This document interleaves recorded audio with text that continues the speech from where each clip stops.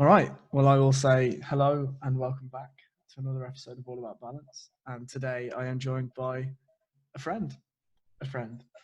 Yeah, I mean, just off that, we were just talking. I was just saying, how should I introduce Dave? And he just said, is a friend too much to ask? And the answer is no, absolutely not.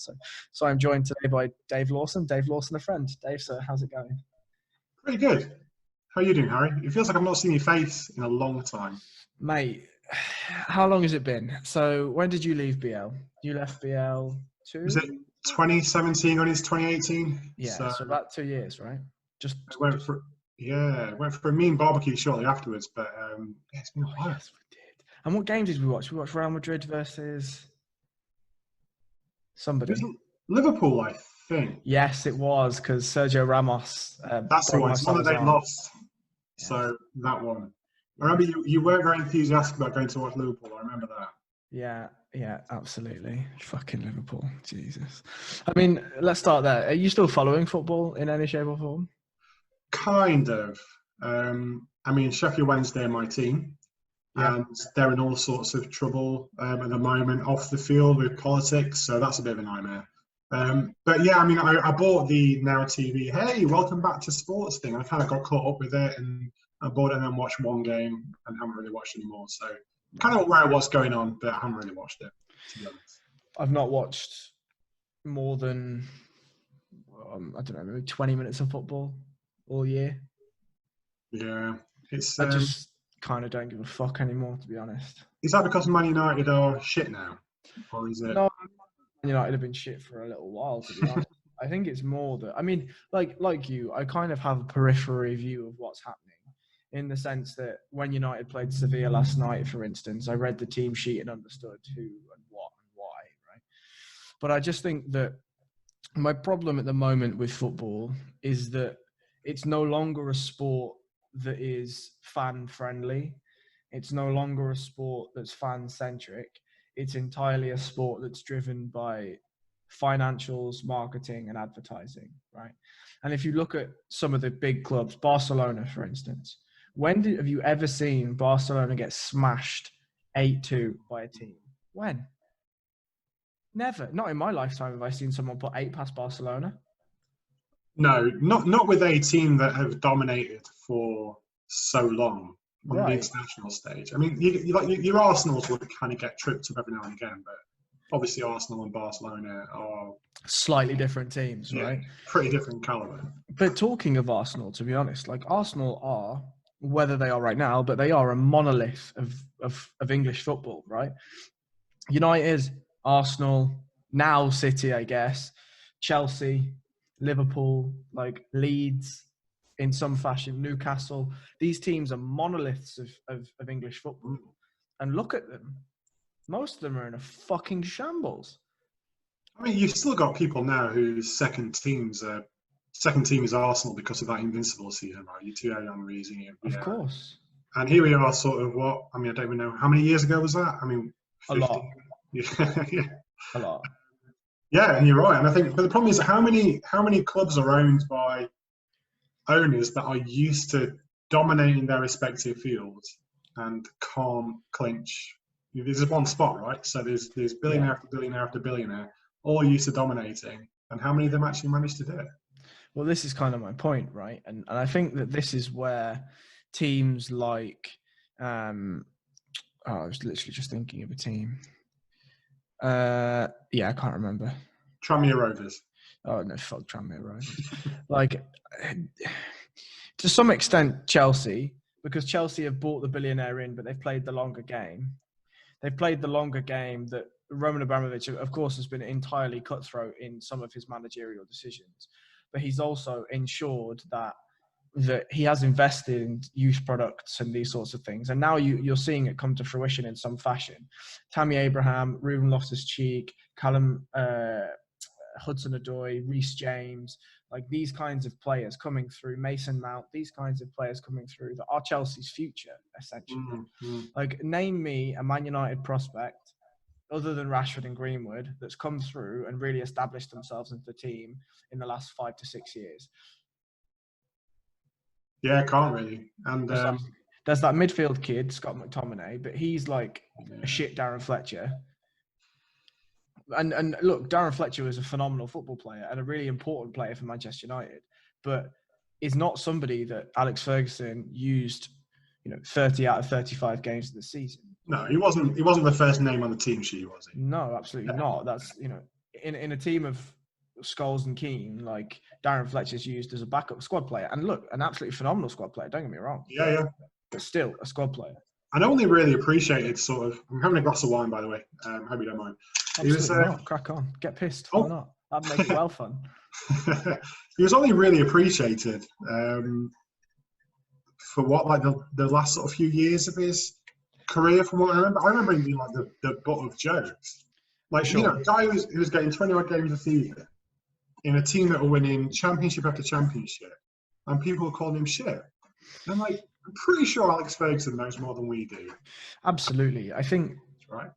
Absolutely. And I think that there's something certainly to that. And there's, the problem that you have is like, let's think of an example. Like Marouane Fellaini, right? Keeping in the United spirit. Like Marouane Fellaini in that Everton team was phenomenal. Kept Everton in mid-table contention for ages. And that's because Everton built their team around Marouane Fellaini, right? Marouane Fellaini then steps into the Manchester United team that was a bare bones midfield, absolute bare bones midfield. And Man United fans expected Marouane Fellaini to play like Paul Scholes, or to play like Roy Keane, or play like Patrick Vieira, or play like a Santi Cazorla or David Silva or anyone. And look, it's just not possible. Like, these players are just not those sorts of players. And I think that there's this sort of lucid thinking when it comes to football fans and football players, that there are, in every team, like, name me a great player from Sheffield Wednesday. Chris Waddle. Okay, cool. Chris Waddle. And he was a striker, right? He was a winger. Right, okay, fine. Same shit. Like, then, when you have somebody, the next person that filled Chris Waddle's role, whoever that was, no doubt there was fans like, not as good as Waddle, was he? Know what I mean? Not as good. Yeah. And it's like, well, of course he's fucking not. Like, that's one of the greatest players that Wednesday have ever had, probably, right? And in the same vein, you look at Manchester United's team, right? The biggest hole in Manchester United's team right now is that there is no backbone. The reason why Arsenal was so good in that Invincibles year is because they had an absolute monolith of a midfielder in Patrick Vieira, and an even bigger couple of monoliths at the back in Sol Campbell, Adams, these kinds of players. Who've Manchester United got like that? None. Zero. Zilch. Chelsea team. Think about the Chelsea team that won the Champions League and won the Prem a few times. Who do they have? Who do they have in the middle? Yeah, Lampard. Lampard and Claude fucking Makelele. Makelele, yeah. And who do they have at back? John fucking Terry. Makelele was the tallest short man on the planet. Yeah, like, you look absolutely. at him, 5 foot something, but then on that pitch he was like a 7.5 foot giant. Don't know how he did it. No, me neither. And no spot. Could you even name? I don't. Did you? So here's a question for you. So you're a bit younger than me, Harry. Yeah. Have you even heard of Chris Waddle? Yes. Okay, good. I don't think you. Go on. The only reason I've heard of him is because he played for England. Yeah. Okay. Fair enough. Like David Hurst, you probably heard of, Carlton Palmer. So we had a team of relatively household names, and then there was some financial mismanagement, and we ended up getting some players in that nobody ever heard of. Have you ever heard of Benito Carboni? So he was kind of Waddle's replacement. I mean, he was okay. The best player we got after that whole sort of good team that we had, and by good team I mean we got to the semi-finals of an FA Cup. Or was it? Yeah, we got to the final of the FA Cup and the League Cup in 1 year. Nice. And we lost both to Arsenal. But there our glory is losing 2 cups in a year, right? Right. But we replaced him with some players. The best player that we had that was replaced in was Paolo Di Canio. Oh, right. Okay, yeah. Huge name.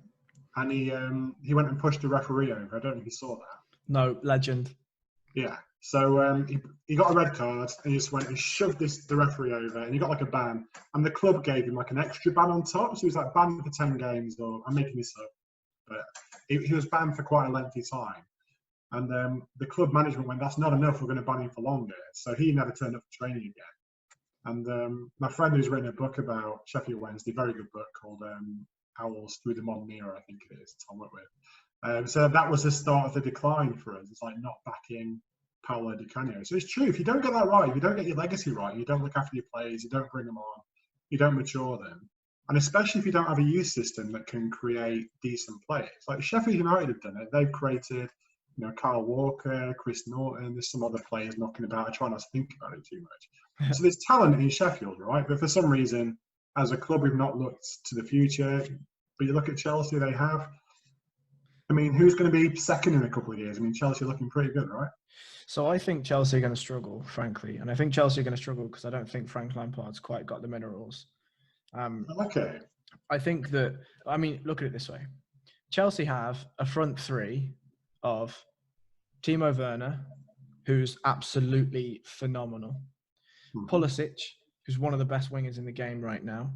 Arguably the best winger. Who else is probably better than, maybe Bernardo Silva. He's fucking brilliant. Or like a Salah or a Mane or something like that. But Christian Pulisic is really, really up there, right?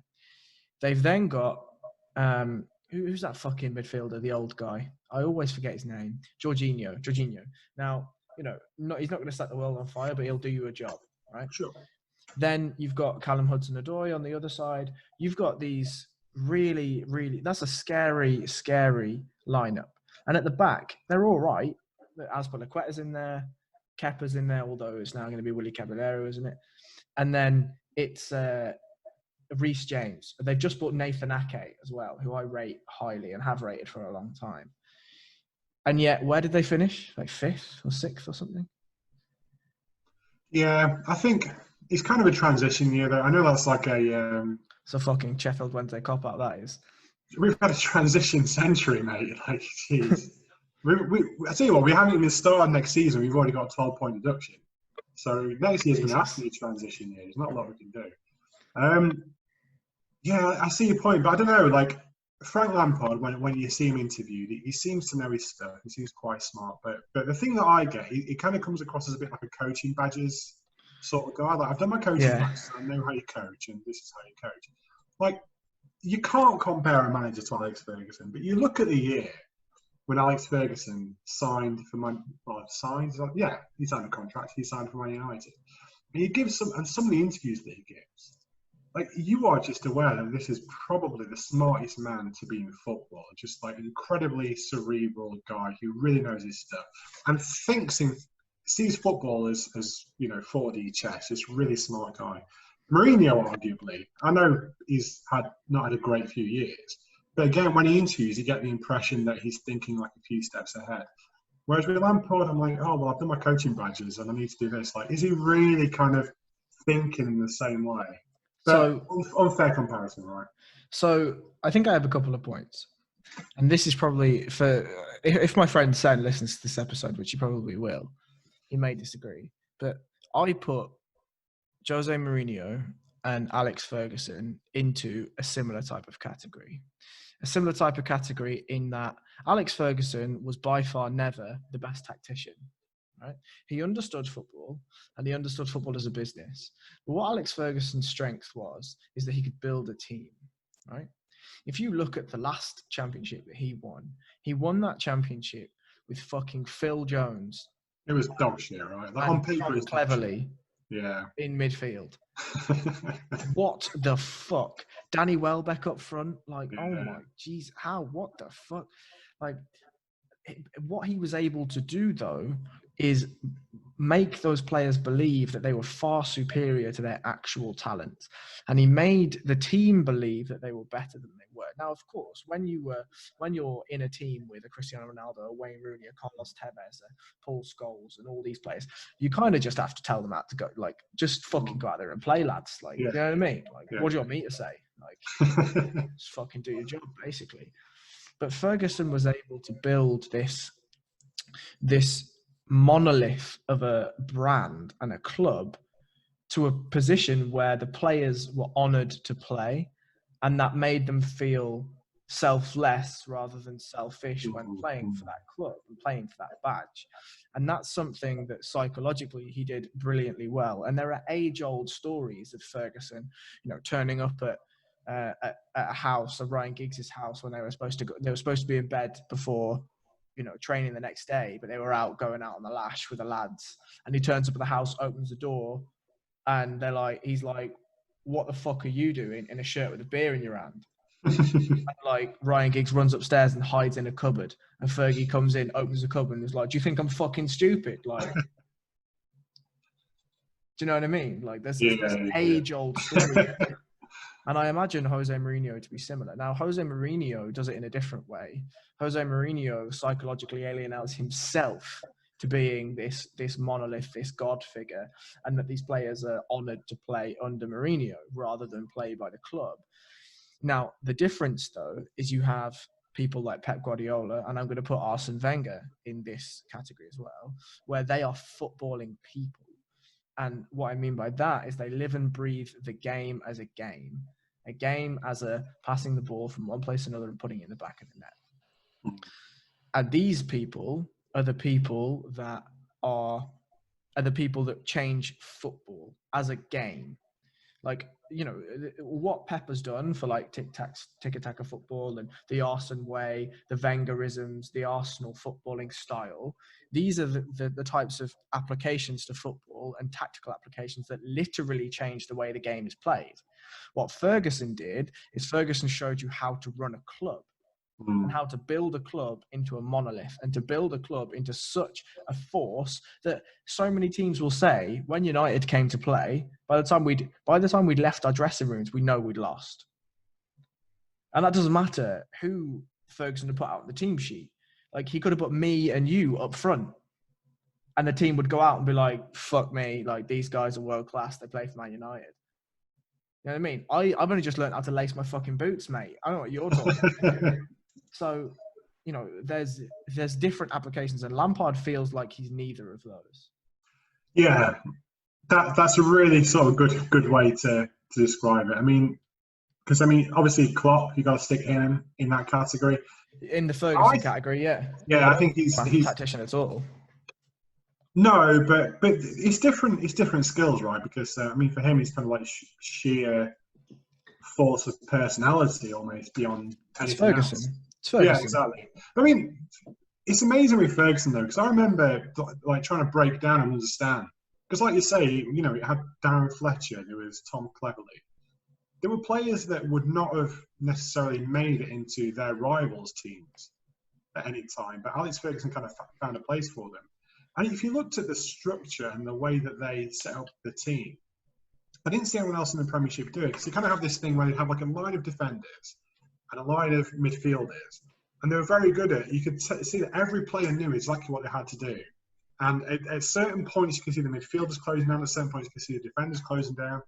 And I don't necessarily think that was Alex Ferguson necessarily, but I think he was very good at bringing in not only decent players, but bringing in brilliant coaches as well. How many coaches, like Phelan, for example?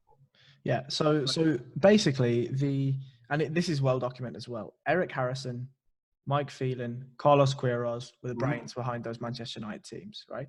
And again, I don't mean that in any disrespectful fashion to Ferguson, because Ferguson handpicked these people, right? Exactly. But, if you ask Scholes, Giggs, Beckham, Pogba, any of these players, what was Eric Harrison like? And that is a name that will strike both adoration, love, and fucking fear into those players, right? And Fergie is similar. We hear about the hairdryer, we hear about this, we hear about that. But then there's the tacticians like Phelan and Queiroz and whatever. And these are the players, these are the coaches, these are the people that implied the tactics and read the game. And look, Man United, what they were really, really good at is just scoring more goals than the opposition, right? The tactic was really simple. Be rigid, use the wings. They always was a phenomenal winger, one or the other. If it was a Beckham, if it was, what in my opinion, Ryan Giggs, who was overrated but was very, very good. He was a good player. He wasn't a great player. David Beckham, great player, phenomenal. Ronaldo, great. Nani, very average. But, you know, like these kinds of players that could beat a man, put a ball in, and there was always a phenomenal striker. Mm-hmm. Always. Wayne Rooney, Van Persie, Van Nistelrooy, Cole, York, like you name them. There was always at least one phenomenal striker. There was always one going for Golden Boot, right? I don't remember a time when Man Yes. United weren't going for a Golden Boot or something. Right. And then who have you got? And then behind them, there was just really solid defensive lines. United, for the longest time, didn't care about attacking fullbacks, really. Like, Gary Neville was never much of an attacker, as we know. Like, maybe in 1 in 100 crosses he'd put behind the first man, right? And the person that really changed that was Dennis Irwin, right? Because he could actually play. And I think for some of the most part, the reason why Giggs gets the credit is because of the likes of Irwin behind him, right? And then in the new era where we had Raphael and Fabio and Everett, like Everett was the first person really that came in and could properly play, right? You know, we'll remember that absolute screamer against Bayern Munich in the semi-final that we then got absolutely destroyed in afterwards. But you know, like you didn't see left backs unless it was Roberto Carlos like slamming in fucking goals in the Prem, especially like that. But United was always a team that was split into phases, but then split in half. And the phases were defense, midfield, attack, and then in half was attack and defend, essentially. Mm-hmm. And that's obviously completely alien to the likes of Wenger, where basically every player can play every role. And then Pep took that and fucking smashed it even further, right? And was like, well, actually, we're going to literally make every player play every role. But I think that there's beauty in both. Yeah, it is. I mean, it's quite fascinating to think how much it has changed in, like the fullback, for example, how important they are in a team now, and yep. Kind of, you didn't necessarily give a shit about your fullbacks right back in. You don't want everyone saying, you know what, we're doing all right. If we get a decent right back, then we might be able to challenge for the Prem next year. Whereas you hear that now, like we don't have the fullbacks to come and pull it off. Yeah, but it's interesting though how like you talk about. I mean, Wenger was kind of that way as well, but they were kind of like organisation builders, kind of team builders. It was bigger than just. You always got the impression it was bigger than sort of 3 o'clock on a Saturday. Yes. Whereas a lot of like your journeyman sort of managers, he very much feels like it's just trying to get the 3 points on a Saturday. Yeah. And it's just always because there are a few sort of documentaries. I don't know if you've watched the All or Nothing documentary about Man City. There's a new one out about Tottenham over last year. But they're sports documentaries, and they very much like get into the nitty gritty of the season. He started off in the NFL and kind of follows these organisations, and you just realise how much goes into trying to win a game. Yes. Sunday in their case, or on a Saturday, and it's kind of like inspiring and a little bit depressing at the same time. You can see how much effort and everyone wants to win. The entire organisation is set up to win, and I'm not. Talk disparaging about some projects that we've maybe done together or not done together. But when you see how like, relatively like modest things can actually be incredibly complicated and quite hard, and then you see people doing things which are incredibly complicated, incredibly difficult, like with Elon Musk, for example, with what's his company called? Is it Neuralink? Yeah. So he has multiple, but the one that he's trying to change the way humans think is called Neuralink. Yeah, that's the one that I'd never heard of until relatively recently on your podcast with Eric, actually. And I was like, oh, had no idea. And then talked to Sarah a little bit about it. And I was like, you know what? It's actually quite difficult for organisations to get two systems to talk to each other. Two modest systems, like an ERP system, which is dealing with all the shit that you do in a company, to talk with your marketing system. That's quite tricky. And companies, and he's trying to figure out how to get a brain to speak to a computer. And I'm like, either that guy and people are amazing, or he's full of shit. And I can't work out what it is. In this particular case, you've got to trust him because of how much he's achieved and what he's achieved. Obviously, if he's not a genius, he's got some kind of force of will that can just make shit happen. But yeah, that is a scary concept. So, I mean, that's quite a pivot, but let's go down that rabbit hole. Like, so for anyone that doesn't know, the synopsis to Neuralink is Elon Musk would like to enhance your cerebral cortex and your limbic system by implanting a set of extremely thin wires into both your limbic system and your cerebral cortex, your frontal cortex and your limbic system. And that will then communicate with, well, a SaaS app. And again, for anyone who doesn't know what a SaaS app is, it's an app that's derived from something in the cloud, a server in the cloud, a hosted solution. And what that will do is it will iterate your thoughts and allow you to Google search, for instance, via your brain rather than via your fingers necessarily. And the reasoning behind that is Musk's exact reason for doing this is bandwidth. And he says that the meat vehicle that is your body is the limitation for your access to information. In that, you can only type so fast, but you can think at rates that are much, much faster. So how about if you could download information at the same rate that you could think? And that's his idea behind Neuralink. The other side of Neuralink is that it's a medical side, right? And the idea, I think actually what the fancy thing that he's selling is like phase 5 of Neuralink. The initial phase of Neuralink is that they want to use the chips to send electrical pulses to various parts of the brain that are dead. So for instance, if you've lost the use of your hand, for instance, then it could send electrical pulses to the part of the brain that is dead and help you rehab your hand. If your hearing was slightly off, then they would send parts of the electrical pulse to parts of the brain that control the hearing, right? Et cetera, et cetera, et cetera, et cetera. Now, do I think he's a super genius? Yes, frankly, I do think he's a super genius. But I also think that he's a man that has more ideas than the world has finance or human resource to fund. He's running SpaceX, he's running Tesla, he's running the Boring Company, he's running Neuralink, and I'm almost sure It's a solar panel company as well. Is that not Tesla as well?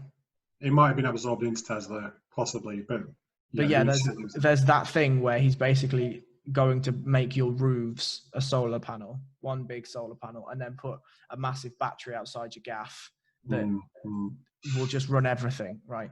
His idea is it will get you off the grid, quote unquote.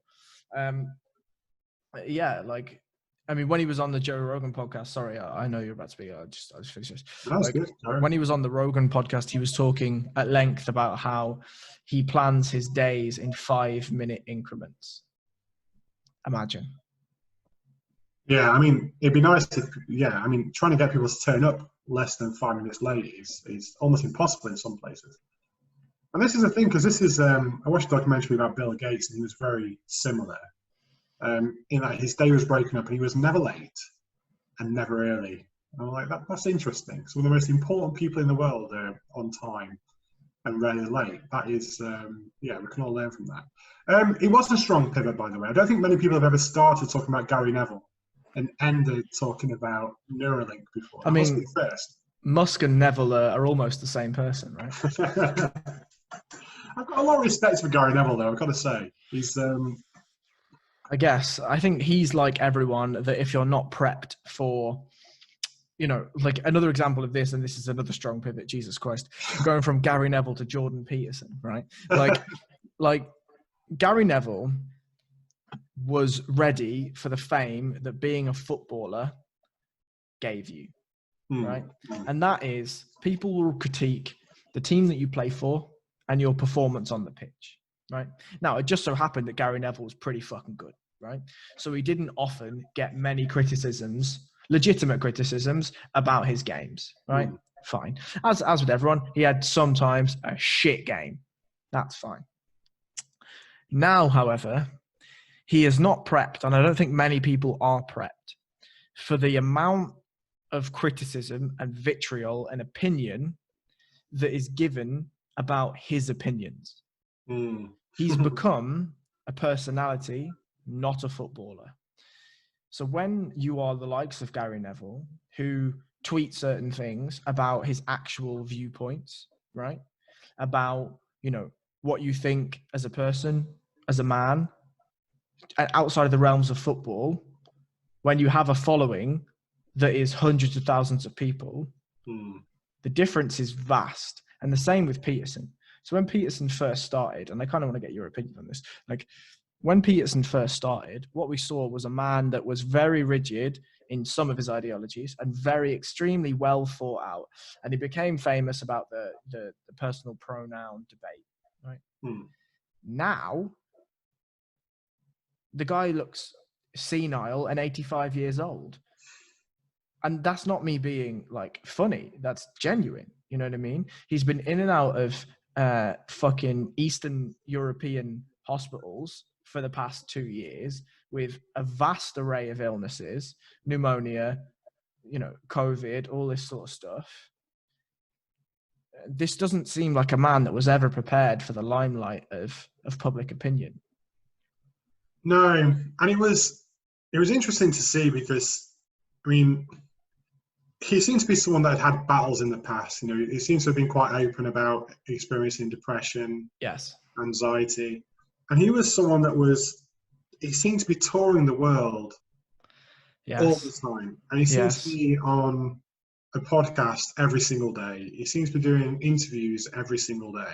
Yes, and that struck me as being incredibly difficult to always be in that switched on state. Yes. And I was kind of wondering, like when these like presidential candidates, when political party leaders are kind of like in that campaigning mode, and they're always like giving stump speeches. I was always thinking, are they kind of taking like Ritalin or something every day to kind of like get them through? Like, I just wondered. I mean, maybe that's just because I need to have a bit of time in the day to kind of rest and relax.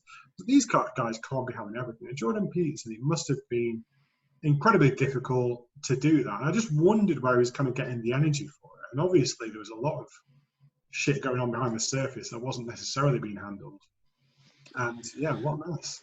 Yeah, absolutely. I mean, to your point about presidential campaigns, I think that the problem that you have is money talks, fame talks. And if you're somebody like Peterson, and again, I can't talk for the man, I can only talk my interpretation of what the man experienced.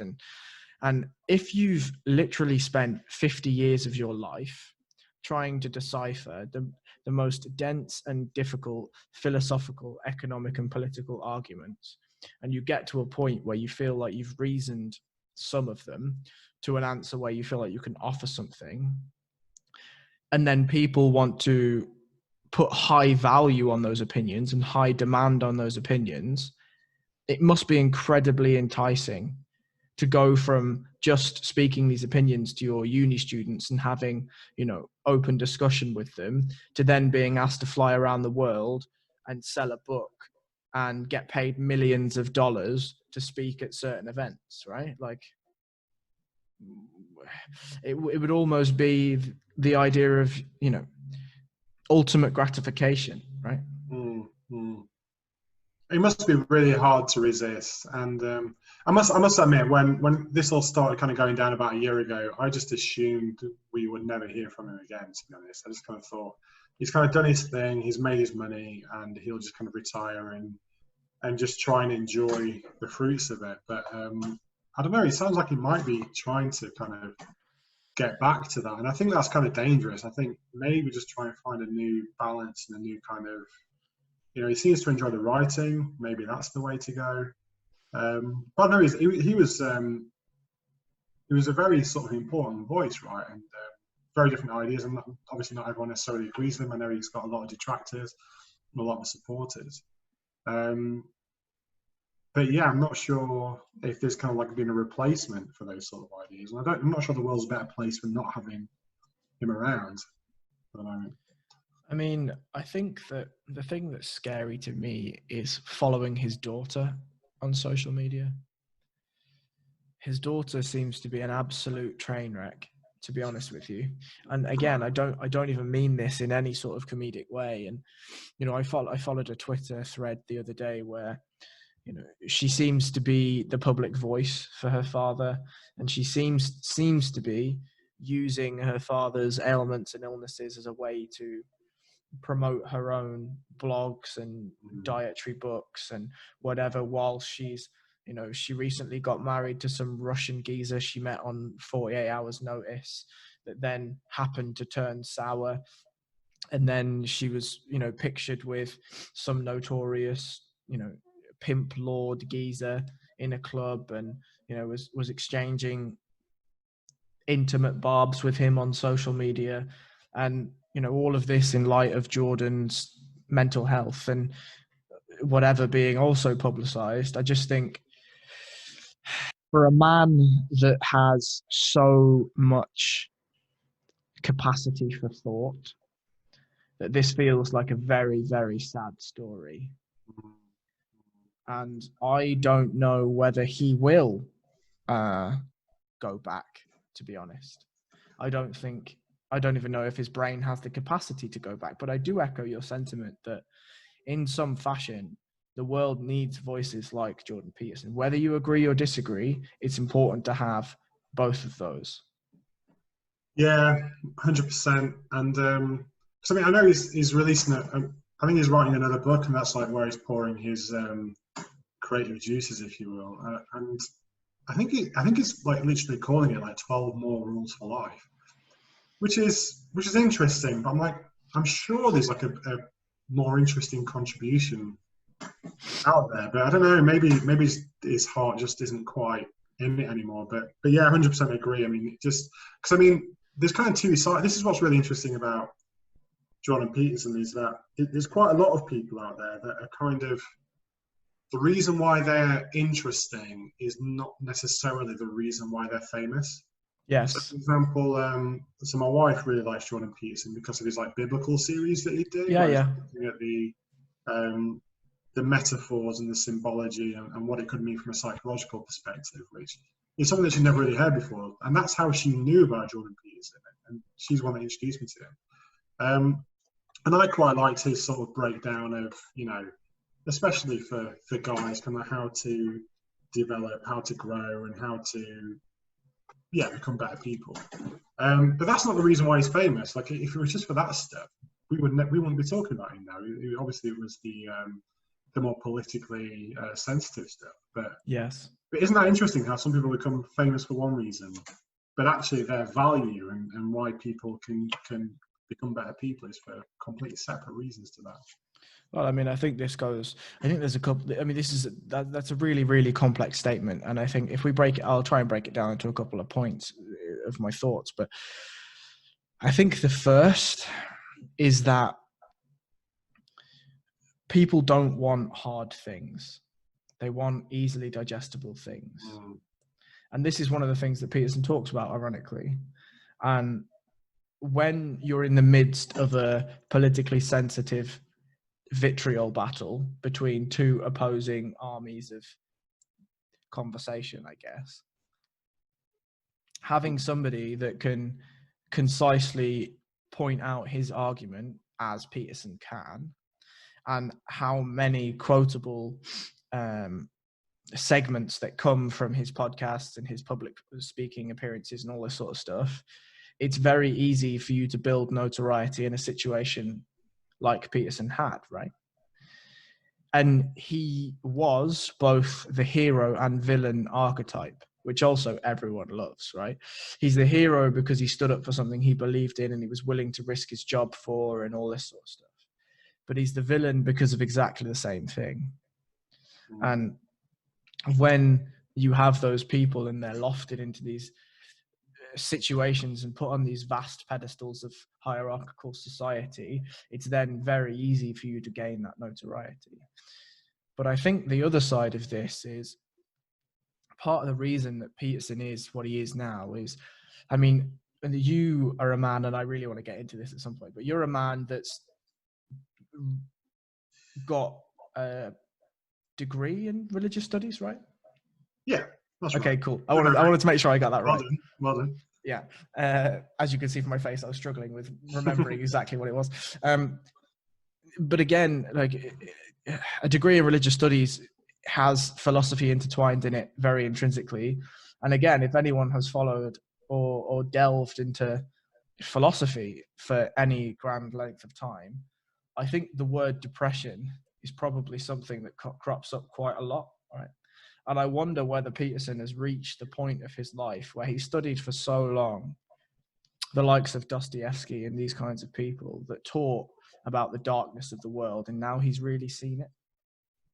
He's really seen the light and the darkness of this world. And I think that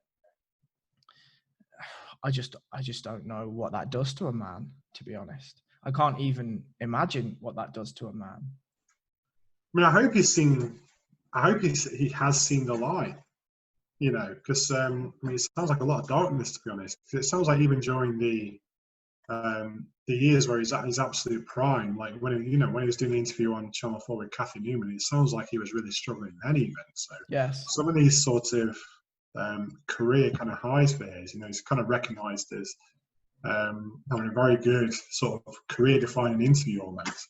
So I think a lot of people hadn't heard of him until that point, certainly in this country. And it sounds like he was, you know, on quite strong sort of medication at that time, which, you know, not to be disparaging, you know, people need medication for all sorts of different reasons. But it seems like from what he's put out there that he was kind of struggling at that time. Yeah. So I don't know. I hope he has seen that light. I'm not sure it's possible, to be honest. And the reason why I say that is because if you look at Elon Musk, did you watch the Elon Musk podcast with Rogan? I watched parts of that. I've not watched the whole thing. So the thing that I find a real commonality with people that are more intelligent than the masses is what we determine to be depression. So Musk said this really sobering thing, and it was, I knew I was different from 4 years old. I knew I was different from the other kids, and I had to try and find out why. But there was such a sadness that laced his voice when he said that. And now, of course, you know, people will be like, what's he sad for? He's one of the richest people in the world. But you and I both know, and again, this is an entirely grandiose statement, and I don't mean this to sound as vulgar as it is going to sound. But when you've experienced a little bit of money, you realize that money means absolutely fucking nothing. So, you know, when you get to a point of Musk, who, you know, has gone broke a few times, right, and has just made millions again, I imagine better than anyone, he understands just how little money actually means. And yet he's still left with this almost a detriment of how intelligent he is. And the same for Peterson, but potentially to a lesser degree. And that's that he understands the mortality of his life, but he understands that he has so many ideas, but he also understands that he's not going to be able to communicate those ideas in a way that the stupid people will understand. And, you know, Rogan says this too. He's like, I could tell I was sat at that table and there was like a human trying to talk to a monkey. And he's like, I understand the English of what he's saying, but I have fucking no idea what he means. And I imagine to some degree this is the same with Peterson, right? For somebody that's spent so much of their time looking at the darkness, essentially, of the world, like one of his things was he absolutely adored Russian literature, right? And if you adore Russian literature, then you're going to have looked at the Russian history. And if you've looked at the Russian history, you've seen some dark shit, right? 100%. Yeah. And you look at his recommended reading list. I think he put it on his blog a while ago. And the book that he talks about a lot, Jordan Peterson, was his Gulag Archipelago. Yeah, that Gulag Archipelago. There we go. Dostoevsky. Yeah. And that is no easy book to read, right? And absolutely not. Crime and Punishment as well, if you kind of hold that in high regard. Great, brilliant book, right? But dark. Yeah, dark stuff. Obviously, you know, it talks about Nietzsche quite a bit. There's an awful lot of dark ideas, even in his recommended, you know, sort of, let's take the highest form of art that I can discuss. And what I'm going to recommend to you is this stuff that's going to depress the shit out of you. One of the ones that I have read is was it Man's Search for Meaning by Viktor Frankl. Amazing book.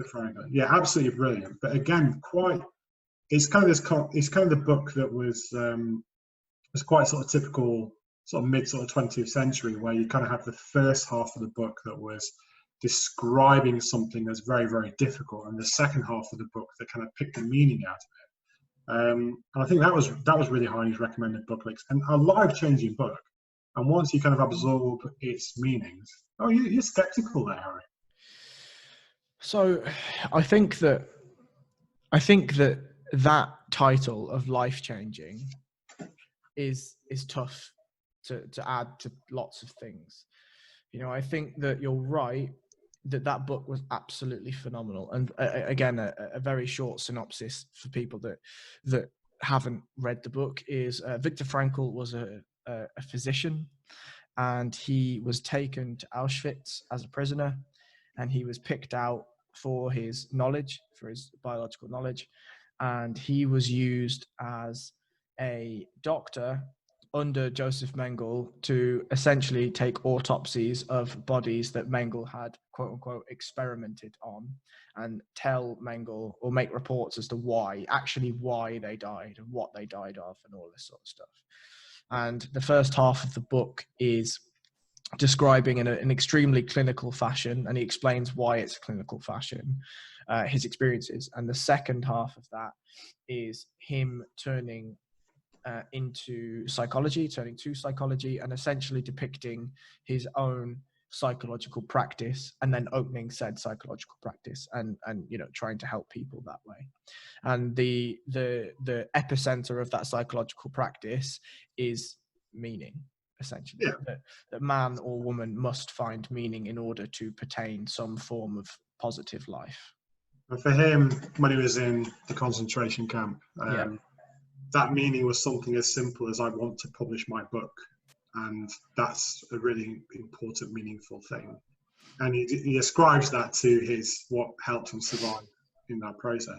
And I think why I say it's life-changing, because I don't know, maybe you haven't ever thought this, but you ever kind of struggled to think about what you want?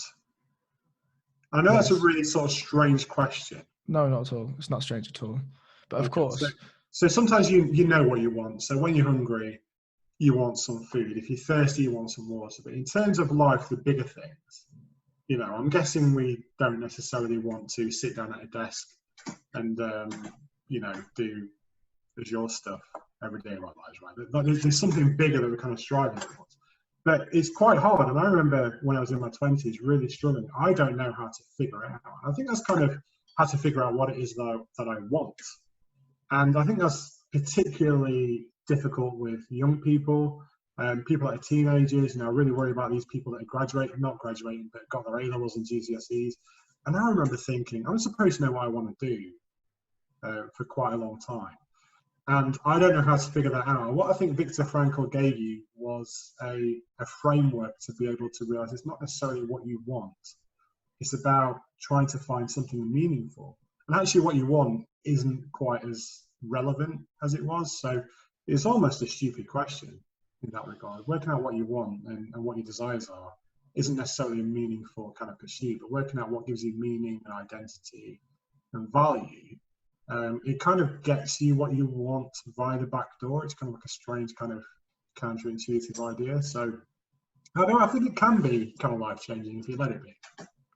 Sure. I mean, I agree with all of those sentiments, frankly. But I think where I don't add as much weight is just simply to the sentence, life-changing. Like, I think that everything and anything can be life-changing, frankly. And I think that to the degree at which we determine an action or an event to be life-changing is also a variable based on all of the variables that we've determined to be life-changing before, right? But to your point, like, absolutely, I fear in some fashion for the people that have just got their A-levels or their GCSEs or whatever it is, because my question to them would be, what do you determine to be meaningful? And that answer is going to be different to what meaningful is to me. And I think that the difference between somebody like Frankl searching for meaning and somebody like Joe Bloggs that's just turned 17, that's got their A-levels, the opportunity for meaning is to a factor of, I don't know, 1 million larger than what it was for Frankl. So for Frankl, the options were designated to maybe his home country, right? The options to somebody that's just got their A-levels is set to maybe the current universe, right? And I mean that because the access to information, the access to opportunity, the access to resource is just infinitely larger than it was. Therefore, as this comes from a psychological study as well. And I don't ask what the name of it. I really don't know. If anyone listening knows the name of it, or if you know when I describe it, please tell me. But the idea is there was a set of 50 people split into two groups of 25. Both of them were taken to a shop. In that shop, in the first shop, there was a selection of 5 rings. They were asked, pick a ring. So they picked a ring and they took it home. In the second shop, there was 100 rings. And they were asked, pick a ring. And they picked a ring and they went home. And after 6 weeks, they were interviewed. And they were asked one question: how satisfied are you with your purchase of a ring? And the first set of people were like, yeah, I really like it. It's great. The second group of people were like, I don't know. I really did like this other ring, but there was a couple of rings that I really liked, but I chose this one. Agony of choice, that phrase comes to mind. Yeah. But the agony of choice comes when you have a multitude of choice. Almost too much choice. Almost too much choice, an exasperation of choice, right? Was there, I think there was an experiment as well where they were trying to sell, so they weren't giving it away, they were trying to sell, I think it was jars of jam, and they had one where it was every single flavour under the sun, and another one was like 5 flavours of jam. And the one where there was 5 flavours of jam, people were able to express a preference incredibly easily. Because, I like strawberries, I want strawberry. When it was like, there's strawberry and ginger and strawberry and lime, and people really struggled to work out what it was they wanted. So on the store where they had 5 choices of jam, it massively outsold the ones where there was 100. Because, people are intimidated by that, and they're concerned that they're going to make a poor choice. Right. And they're scared of making a poor choice. Right. And this pertains to life right now, right? Like, okay, let me put this in a real world example for you, because this is something that will have happened to any couple that's out there. You and Sarah have decided that you're going to get a takeaway, or you're going to go and eat somewhere, right? And you're like, what do you fancy? And the answer comes back, I don't mind. Right? And that to a male is one of the most infuriating answers ever. But you then go through this process of elimination of, do you want this cuisine, this cuisine, this cuisine, this cuisine? And the answer is always, or predominantly, I don't mind. Right? But then when you go to said place, almost certainly in the conversation, it'll be like, we should have gone here. But this only comes with choice. But it's interesting though, because I met Sarah when I was 18 and she was 17. First girlfriend, first boyfriend. And this kind of goes to the agony of choice point, right? Is that I don't have like a multitude of experiences that I can draw on and say, oh yeah, this is typical of this experience. So Sarah's very kind of like, I'm having the place. And I'm like, that sounds okay. And I get something else. But she's brilliant at picking out. You know, some people just always get the right food at a restaurant. It's always the most delicious, the best choice. Sarah's that person. But yeah, I understand. I don't have real world experience to That's fine. Let me tell you, it's fucking awful, right?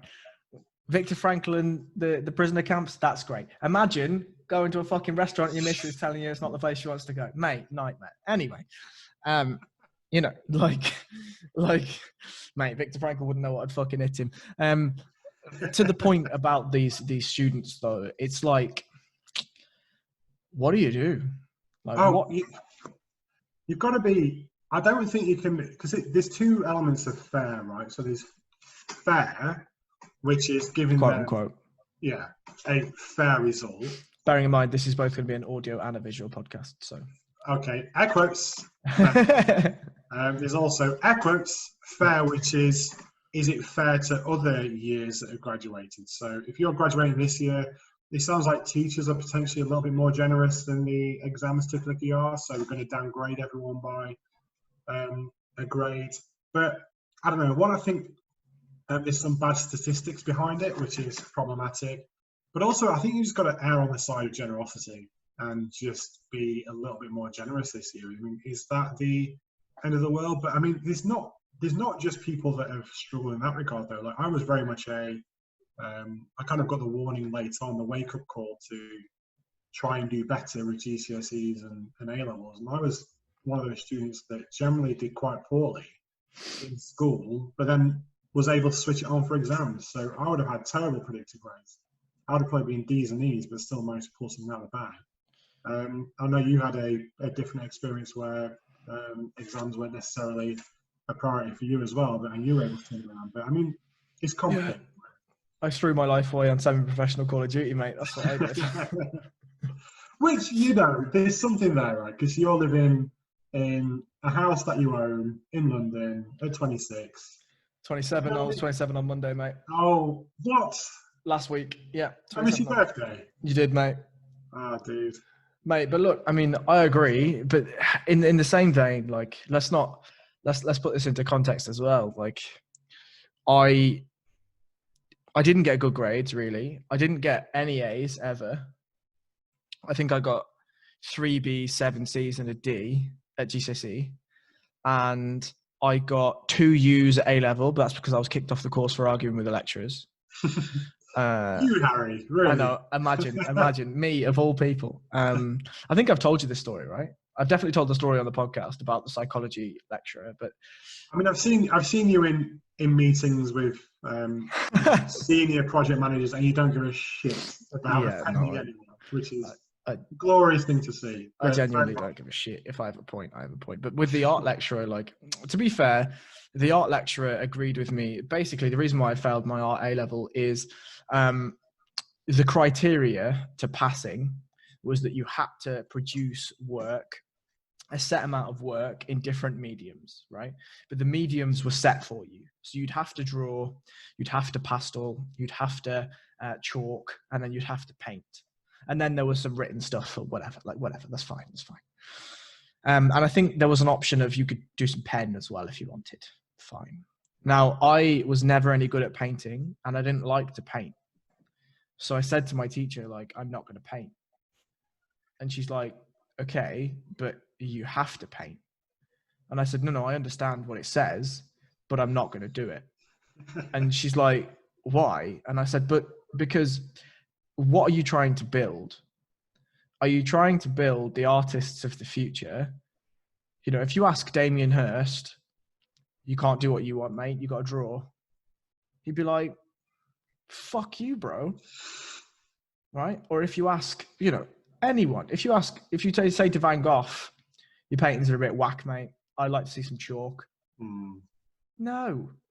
Like, are you trying to build the artists of the future, or are you trying to build robots?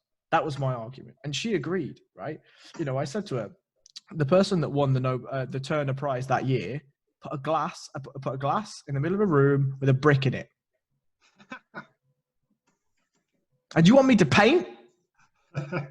Fuck off. Yeah. And anyway, she agreed with me, but she had to follow the rules, right? And the rules were that if I didn't produce any paintwork, fail me. So she failed me, right? And I had absolutely no problem with that. I produced a ton of pencil work because that's what I wanted to do. I produced a ton of crayon work because that's what I wanted to do. And I produced a good couple of essays because that's what I wanted to do. But the moderator came in, saw that there was no paint, and said, it's a U, right? And I was like, yeah, I don't give a fuck. Give me a U. I don't care. And then I'm pretty sure I got like a D or a C in philosophy. And then there was something called general studies, which was essentially arguing. Beautiful. Sign me up. General studies was a funny one. Yeah. But yeah, it's interesting because I've got a 4-year-old and a 7-year-old, and Yeah. experiencing very similar stuff. And Josh has been to he's been to 3 schools now. We moved across the city, so he went to a Ofsted outstanding school, and then he went to a church school, which was a disaster. And then we've moved into another school, and it seems like even at a young age, it's very much these are the rules. We're going to sit you down. You're going to learn this stuff, and then you're going to recite it, at a time when we deem appropriate. And how many kids in the 21st century are built for that? And I don't think there's many, but that's how we're kind of measuring success. And there's occasionally some anxieties with Josh about whether he's kind of like doing well at school. But I know that he is far smarter than I was at 7 years old. Yeah. He's asking the kind of questions that I was never asking. He's talking with a level of eloquence that I never achieved until quite a lot older. So there's no doubt in my mind that he's a bright kid that's going to, hopefully do very well. Whatever that means. Yeah, exactly. And I don't want to define that. If he wants to, whatever he wants to do, I hope he does it well with vigor. And we won't be putting pressure on to go to university. Whatever he kind of wants to do, then kind of steer in that direction, his own direction. But yeah, it starts at a very young age, and I don't think we recognise. So Harry, you're obviously, you're one of the brightest people I know. Right? Oh, Jesus Christ, fucking stupid people, then, don't you, son? Well, maybe, right? But by your own reckoning, the A-level system recognised you as what? If you were a C? 2 U's, a C and something, I guess. Yeah. But so what does it really measure, and how valuable is it really? Sure. I mean, I think that just to loop back a little bit, and I'll get back to the A-level thing. Like one of my problems I think I have is that now I think that working one job 9 to 5 is dead. I think that me and you are the last generation of people that will have what was determined to be a career. The reason why I think that is because the idea that we can just devote ourselves to sign a contract of time in return for digital, numerics to one thing is dead. For instance, when we were working together, you were like, oh, I'm going to put some money into this, or I'm looking at this as a way to make money, or as a side job, I'm doing this to make money, or whatever. The ability for humans to interact with resource is so much larger now than ever before. And I hope she doesn't mind me talking about this, but my partner, Imogen, she is somebody that wants to do so many things with her time and has so much ability. But because of the society that she's in and the world that she lives in or determines herself to live in, wants her to be excellent at one thing, she also has this vast anxiety because she's like, well, I want to do this, this, this, this, and this, but I don't know where to start with these 4. I've got an avenue into this one, but the thing that she does right now gives her no fulfillment, essentially. Yeah, it's a really tricky one, and this is something that I think we probably both spent quite a lot of time thinking about. Yeah, and have you? So there's a guy called Carl Newport, and he's written some books that are really interesting. He's written one on concentration, and it's called Deep Work. So it's how to kind of get into a state of high productivity and the kind of ways that you can do that, which I won't necessarily go into. He's also written a book about kind of rising to the top of your career. And his argument is that don't do what you enjoy doing, do what you're sort of naturally good at. And that opens up more opportunities. And I don't know, it's difficult because what we do for a day-to-day job isn't particularly the most kind of fulfilling, life-giving stuff, but we're good at it. And because we're good at it, there are sort of rewards there. And then if you can kind of follow that, then that opens up opportunities you wouldn't necessarily have, right? So if you take that to its natural conclusion, if you're absolutely outstanding at something, you can get paid well for it, then you can potentially take 3 months out and go and pursue something else. So as unattractive as it is, it does open up opportunities to be able to specialise. And it allows you to experiment. And I think sometimes we take that for granted. If you kind of got a milk round, you're not able to take 3 months out and go and focus on a little side project that you've got. Whereas if you can kind of get to the top of what you're doing, then potentially there is an option there. Does that make sense? It does make sense. I both agree and disagree. And I think if I explain why I agree, it will probably then allow me to explain why I disagree. The reason I agree is I never wanted to do this job ever. And to be honest, not really sure I do now. Fair. But I do it. And, you know, and this is no new news. I remember sitting with Eric and when I signed permanent, I explained to Eric what my plan was. And I'll explain what my plan is to you as well in a second. And he was very understanding of that plan. And I was like, do you want to do it? And he's like, yeah, okay. And I'm like, all right, sweet. And obviously it wasn't like that, right? Like there was a little bit more formality. I've got to say, I really like Eric. I didn't get to know him at all when we were working together, but from the podcast and from what you said, he just seems like a top bloke. Look, nobody knows Eric. And if Eric ever listens to this, Eric is one of the greatest people I have ever met. And I don't say that. I say that with all of the volume that I mean it in. The reason for that is this man is just in his 50s and has the brain of an 18-year-old. He's a man that you can talk to about anything and he'll almost certainly have some form of knowledge on it. He's a man that is so layered in his thoughts and his opinions. You can find Eric in a pub almost anywhere in London, frankly. And you could view him as just another geezer in a pub getting smashed, right? Or you could sit and ask him to reiterate any of the 7 languages that he's fluent in.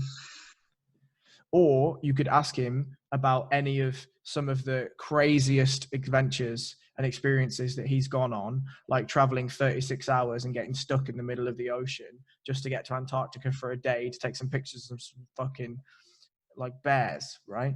Or you can go and ask him about his absolute mastery of a couple of instruments that he's got. Or, you know, the list goes on and on and on. Isn't that, I think that's a good example though, right? So, I mean, yes. I don't know how much Eric cares about what he does 9 to 5. Maybe he cares passionately about it. But I think Eric would have to answer that. But would he be able to go to Antarctica and film puffins or whatever it is he does if he didn't do that? Do you know what I mean? Yeah, and this is kind of the same situation that I am in, right? Like when I was contracting, I was able to take a month out, go to Canada and train essentially like a full-time athlete. And it was incredible. Being at that gym 3 times a day was wonderful, right? It also allowed me to move into a place that I own about 15% and the bank owns the rest, right? It also allowed me to set up this podcast and whatever. And it also allowed me to continue training 5 times a week, whatever it is. Now, where I agree is that if I hadn't have gone through the trials and tribulations of the early 5 years of IT, I was actually asked about this yesterday. I was up in Leeds, right? And one of my friends said to me, like, you know, how do you get to where you are in your job, right? And I said, actually, getting to the level of me is pretty simple. It's just very hard to do. And it's very simple in that all you have to do is learn how a computer works. But in practice, that's very hard to do, right? Yeah. And also being able to convince people of that fact is also sure difficult. I mean, I think I take for granted all of that kind of stuff because that stuff didn't necessarily come natural to me, but I've always been an argumentative person. So if I had a point that I believed in, I'd be happy to argue until I was proved wrong, essentially. And, you know, I think that now, I mean, the job that I actually do, the way that I determine it is it's almost like being a firefighter.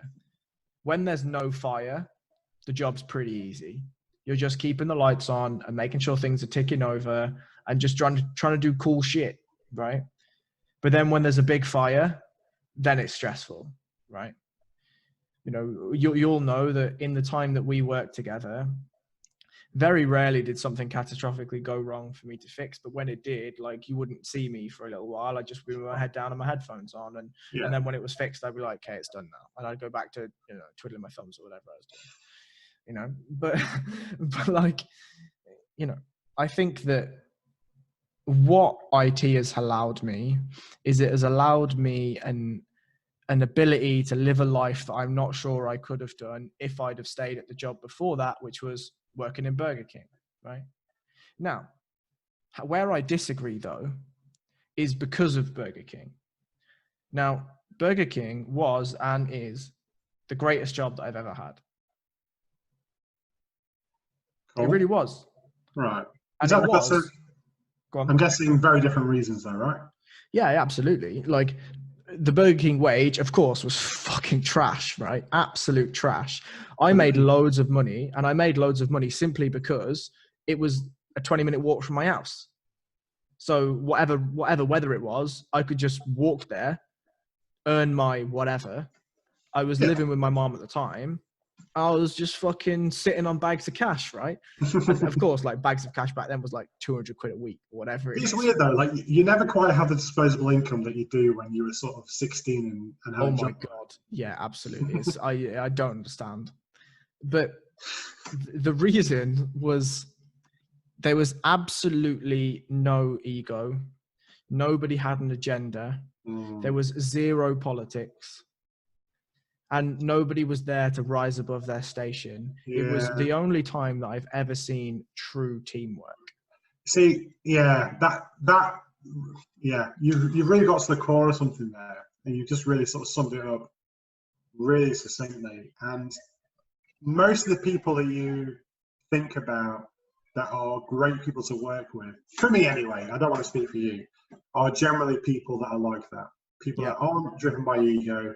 They're driven by a sense of wanting the team to do well. And yeah, I must admit, in contracting, it is a lot rarer that you come across people like that. And it's never happened where you come across an entire team like that, right? Or an entire project like that. It just doesn't really happen, which is a shame. Yeah, and I think that's why me, you, and Mustafa kind of really grouped together in that kind of way. Not just because we were sat together, but because it seemed like we were similar-minded people. Yeah. And actually, I am incredibly fortunate to work where I do work, in a team that I do work, because all of the people that I work with generally are just like that. They are just like that. Yeah. But then, as you are aware, because you work there are some people in the business that aren't like that. Right? Yeah. I don't know what it is. I think what's happened over the last, I guess, 20 years is that with information technology, it can leverage so much. So you think of someone that, for example, was processing financial records, so doing transactions, processing invoices. What did that entail 30 years ago? Right? That was someone taking a piece of paper. That was someone going through every single transaction. That was someone going to every single bank account and doing payments manually. So it was taking an awful lot. Whereas now, the invoices come through automatically to a system, and it's all just paid, and no one really thinks about it because the software does it. So in terms of the leverage, a piece of code can do what 2, 3, 4 people might have done in some companies, or might have been dozens of people. So the flip side of that is that it's been quite lucrative to be in IT. And what you're talking about, I think, is social mobility. I think with IT, there's a group of people that are able to achieve more that they've never been able to achieve in history, which is great. I mean, what would we be doing, Harry, 30 years ago, right? With our not particularly great A-levels and whatever. Like, there wouldn't have necessarily been great opportunities for us, right? If I'm honest, I honestly have no idea what I would be doing. Exactly. I don't think the opportunities that we have now would be there, is what I'm saying. But I think we recognise that is my point. But I don't think everyone does. I think some people think that they are the agent of that, and they don't realise that they're the product of it. Yeah. They're product of changes in macroeconomic sort of forces, especially in the marketplace, that mean that we're more valuable. And it's not necessarily off our backs, right? We're very fortunate that we live in the country that we do.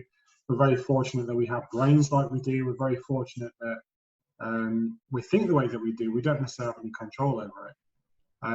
And yeah, I think there aren't enough necessarily humble people. And it's great that you're working in a team like that. I've been working in a team like that recently, which has been fantastic. But yeah, it's frustrating when you don't get that. When people kind of like the smell of their own shit. Sure, but in the same vein, I think that it's natural. I really think it's natural. I think that it's natural to be both a team player and also to be primitive, to look to further your stance in the hierarchy. Sure. And I think that where this works and doesn't work is when you have an egalitarian group of people, they're almost always small. What do you mean by that? Sorry. So if you've got an egalitarian group of people, like let's take the team that I work in BL, right? Overall, there's probably like 25, 30 people in it. Right? And the reason why it works as well as it works is because everyone has a role. Therefore, having a role means that somebody can tie themselves to some sort of, if you want to call it identity, maybe that's a bit fucking strict for an IT job, but you know what I mean? Like, well, it's kind of like, so this is what my dad says, is that people like to have a peg with their name on it. Yes. And they're taught that in sort of reception at school. They like to have a peg that they can put their name on. It's the same thing, right? Yes, exactly the same. And I think, then it allows them to feel valued for the work that they do because they are responsible for something. Now, where that falls apart is when you're working in, let's say, a Samsung call center, right? And you are doing the same job, exactly the same job as 150 other people. Then it's literally about getting yourself a peg. And getting yourself a peg means shitting on everyone else. Interesting. Like yeah, I see your point, because you need to separate yourself. It's like, think about the Matrix, right? At the start of the Matrix, we see Neo working in a call center, essentially, or like an office, a data processing office, right? And he has a cubicle that's exactly the same as everyone else's cubicle, and he's doing the same jobs and everything else.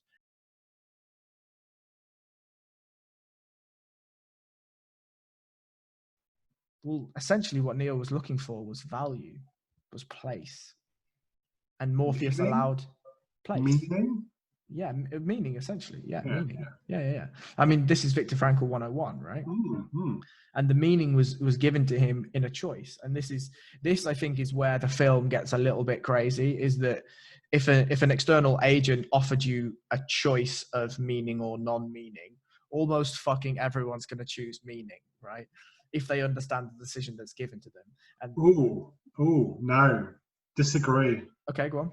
Disagree. Okay, so meaning. So, if I could wave a magic wand, I could scan you with some kind of super scanner and tell you an area where you're flawed, and you can make your life better if you were to do it. Would you accept do what, that? Though? It could be anything. It could be a way to improve your relationship with Imogen. It could be a way to improve your career. It could be a way to acquire more finance. But it's going to basically highlight a flaw of your personality, of the way that you're doing something. Would you want exposure to that flaw, and would you accept that deal, right? Yes. Right. How many people would take that, do you think? Would take intense, accurate criticism? And I don't think many people would. So I think that's the point, when people sort of get given that sort of, blue pill, red pill. I don't know which one means which. Is the blue pill the good one, or is that the bad one? Anyway, whatever. I can't remember. It's one of my favorite films, and I can't remember. So But my point is, I'm not sure people would. I mean, I'm someone that loves criticism. If someone can tell me somewhere that I'm fucking up, I think that is incredibly good data. Your life is going to be better. If someone can say you're fucking up in this very specific way, don't do that. But I'm thinking, fantastic. But do you know many people that you could say will happily take on criticism enthusiastically? And I think that's another kind of meaning, right? Is expressed through that. So an exposure of reality, if you will. Do you think most people would want that? Because I don't think they would. I just don't know the answer, to be honest with you. I think that I'm not really an optimistic person in any way, shape, or form, but I think in this facet, I think I'd like to be optimistic and say that, especially now in these times that we live in, I think that self-improvement is such a marketed asset. However, the marketing of self-improvement is pretty shit on the whole, and it's self-improvement through ease, whereas I just don't believe that that's possible. I just don't believe that,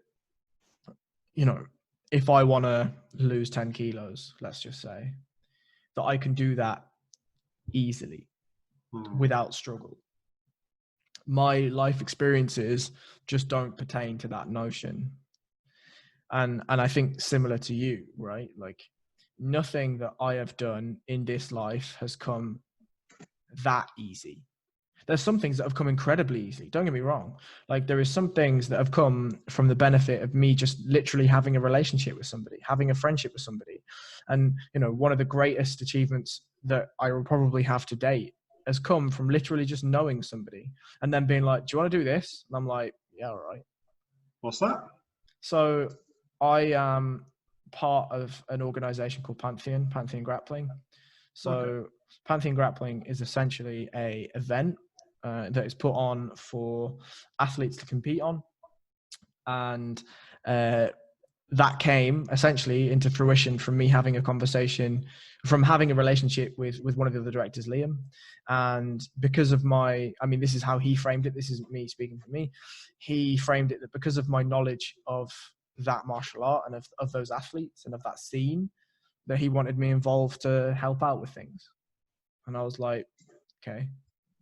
And the ethos of that organization is something that I've helped to shape and that really agrees with me. Like, when I sat down for the meeting with the other two directors, I was like, this is what I want to do. Is this what you want to do? And they were like, yeah. And I was like, all right, I'll do it. Why not? So what does he do? So, essentially, this is probably an interesting, I'm going to ask you this question after I explain it, right? Okay. So what it does is it's a jiu-jitsu event, right? So in jiu-jitsu, there is a couple of different rule sets. One is what's called a points rule set, which is essentially like football, right? But imagine if in football, if you scored an overhead kick, you get 2 goals. Okay. Right. So in jiu-jitsu, if you complete certain transitions into certain positional movements, that's deemed more valuable than others, right? And then, of course, if you manage to submit your opponent, which essentially means endangering an opponent via either a choke or a limb lock, then you win, right? Okay. So if, say, I wrapped my hands around your throat and you felt like you were going unconscious and you tapped my arm to say, like, I've had enough, you win, I win. That's fair. It's over. So that's not like a points-based system. That's a game. That is a points-based system. Yeah, that is a points-based system. So for instance, if I get to, without going into too much detail, if me and you both start standing and I force you to the ground with a takedown, like in wrestling, I would earn points because against your will, I have put you in a position that you don't want to be in. Okay. If I get past your knees and your hips and I begin to dominate the space above your hips, then I will earn points for that, right? Okay. Because, for you to defend yourself on the ground, you would need the use of your legs to keep me away, to manage distance. If I remove that space and pass your legs, or what's called pass the guard, I earn points for that, right? Now, if you earn 15 points and I submit you, I win. Okay. So But if you've been dominating a match, but the other person is able to get a submission, then the points are irrelevant because that's right. Okay, The other rule set is called submission only, and that is there are that's no UFC, points. right? Okay, kind of UFC, but not kind of. Okay. Oh, I mean, it's absolutely nothing like UFC Okay. because the So UFC. you have to just carry on going until there's a submission. It's kind of like till the death. So again, inside the sub-only rule set, submission-only, sub-only rule set, there are then two common. One is no time limit, which is yes. You just go and go and go until somebody submits, right? The other one is you have 10 minutes to submit. If nobody submits the other, it's a draw. A lot of the time, right? Right. Yeah. So Pantheon is a submission-only rule set. However, and I don't want to break too much news, but we're looking at changing the rule set to allow for, if there is no submission, for somebody to be able to win based on a certain criteria. But anyway, the ethos behind the company is that jiu-jitsu is still a very amateur sport, right? And nobody makes any money from it really, unless you're the Lionel Messi of the sport, nobody makes any money. Not really. Yes. There aren't any Darren Fletchers of jiu-jitsu, right? Not many, no. You'd be tough to find a Darren Fletcher of jiu-jitsu, especially somebody that lives the life of fucking Darren Fletcher with Darren Fletcher ability.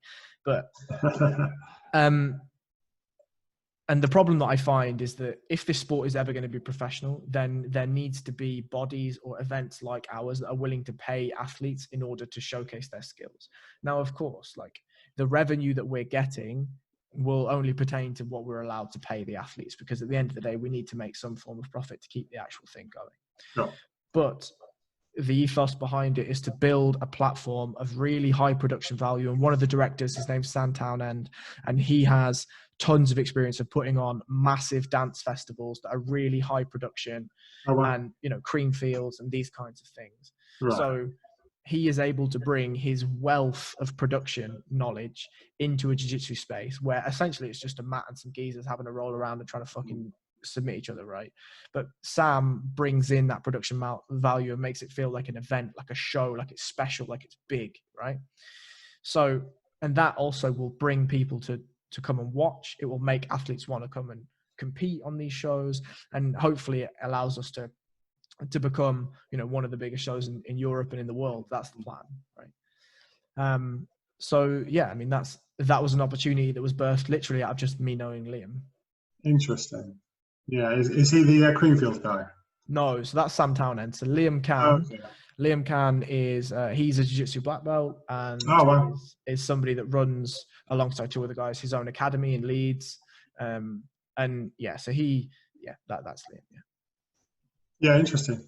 Yeah, it sounds like a good team. It sounds like a really interesting kind of concept. Yeah. How's it going? I mean, so during coronavirus, fucking terrible. Yeah. Like absolutely terrible. The thing that's hit the worst, one of the worst industries hit by coronavirus is martial arts, right? And that's because for something like wrestling or grappling that needs a second person and is literally as close contact as you're going to get without your wife or husband, right? Whatever social distancing is, yeah, grappling is the opposite, right? That's correct. It's the antithesis of social distancing. Yeah. Yeah. Yeah. Yeah. So in order for you to teach that, have a gym that teaches that, have a location, have a business that's derived around that, it's tough. It is really hard, and it's difficult to know if things haven't had momentum. Is it because of the economy and coronavirus, or is it because I'm someone that when I start something, I like to know very quickly whether it's kind of successful or not. I don't like to waste time on something that's not going to be successful, and it's just very, very difficult. The last sort of 3 or 4 months has been, well, is it just a bad time, or is it because the idea is no good? It's really hard. There have been two Pantheon shows, and both of them did excellently well. And after that, we signed to a major streaming partner in the US, and they, we've given them rights over the streaming and over the video and all that sort of stuff. Oh, wow. And we were going to put out an absolutely monster card in our scene, right? Obviously, I'd name names and you'd have no idea who they were, but some monster athletes in Birmingham, right? That was the plan, but that got cancelled due to coronavirus, and then Sure. whatever. So when things are back to normal, quote unquote, whatever that means, and whenever we can begin to put professional grappling shows on again properly, then you'll see Pantheon back to full strength. But at the moment, that's obviously difficult, right? Well, that sounds really exciting. It is.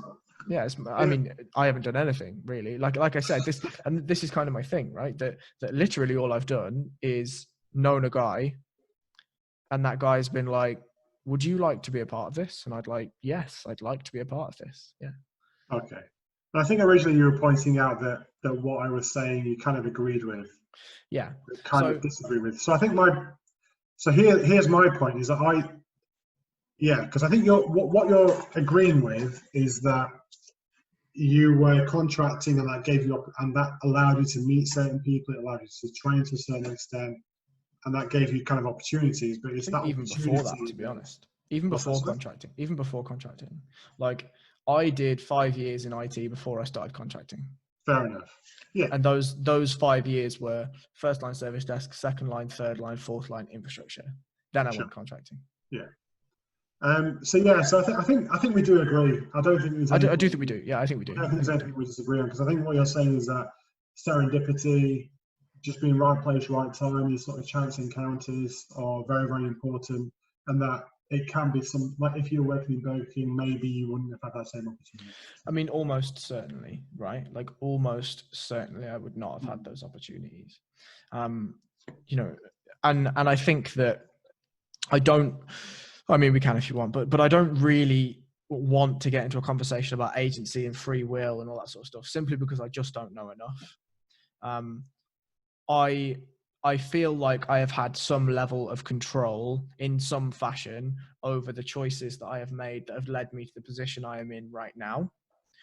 Whether that is feeble of me to think that, I don't know. Whether there is something that is directing my choices that is predetermined for me, I don't know.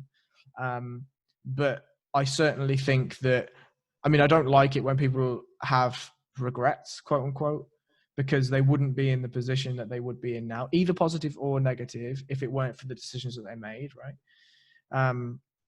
But yeah, I think we agree. I do think we agree. So here's a question for you, not necessarily related, but obviously, how many podcasts have you done now? What episodes? Yeah. Oh Jesus, that's going to be a difficult question because I number them in a different way. But let me just open up the. So you are episode number 38. I think I was technically episode 0. Oh yeah, absolutely. Yeah, right? Absolutely. Yeah, definitely. Yeah, definitely. So we did an episode in. Fucking hell. Near Paddington. What, about 3 years ago? Yeah, 3 years ago, and you ate biltong throughout the whole fucking conversation. The audio was unusable. Yeah. Very good biltong. Sweet chili. Was it sweet chili? It was garlic chili, actually. Garlic chili. Jesus. Outstanding. Yeah, absolutely. But I think the point is that if you just follow your passion, then I think you're in for a rough ride. I think there's a lot of people that are trying that, and some of them are probably the outliers that are more successful than any of us. There's a hell of a lot of people that are really struggling. I think if you just follow what you're good at, I think there's a lot of people that are going to get to 50, 60, 70 years old and really struggle with their legacy, if you like. But if you can kind of use one to help the other, then maybe that is the model that is superior to the kind of extreme. Kind of, hey, all about balance. There you go.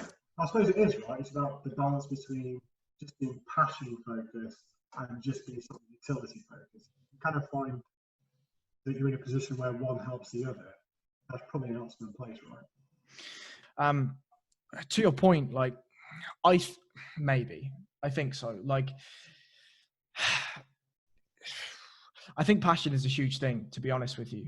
And I think passion is a huge thing because if you're not passionate about something, the likelihood of you continuing to do it is very slim. I don't I don't think that many people will engage again and again and again and again in something that they don't enjoy. Okay, so here's a challenge for you then. How many people do you think are passionate about what they do 9 to 5? As a percentage? None. Agreed. But the difference is... I've met very few. Yeah, I agree. But the difference is that people have responsibilities, right? And those responsibilities are generally financial responsibilities. Sure. You need to pay the rent, you need to eat, and you need to support your family or yourself in some fashion, right? Sure. Therefore, and the end of my point there was going to be that they're going to not go back to that thing, whatever that thing is that makes them unhappy, unless there is an overarching reason for them to.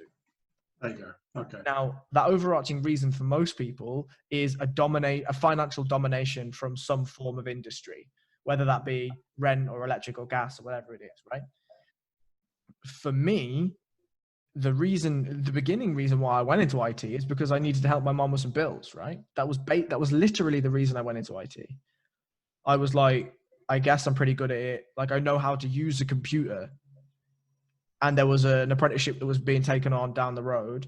And my mom was like, do you want to work in Burger King forever? And I was like, fuck no. Like, God, no. But my primary career route was taken away from me. So I decided to go into IT. And then... What was your primary career route?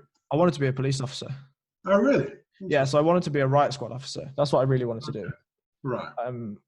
My mother wanted me to be a lawyer, but I didn't want to go to uni. And my mother wanted me to be a forensic scientist, but again, I didn't want to go to uni. Okay. My want was to go into the police force and work my way up to then be a riot squad officer. That was the plan.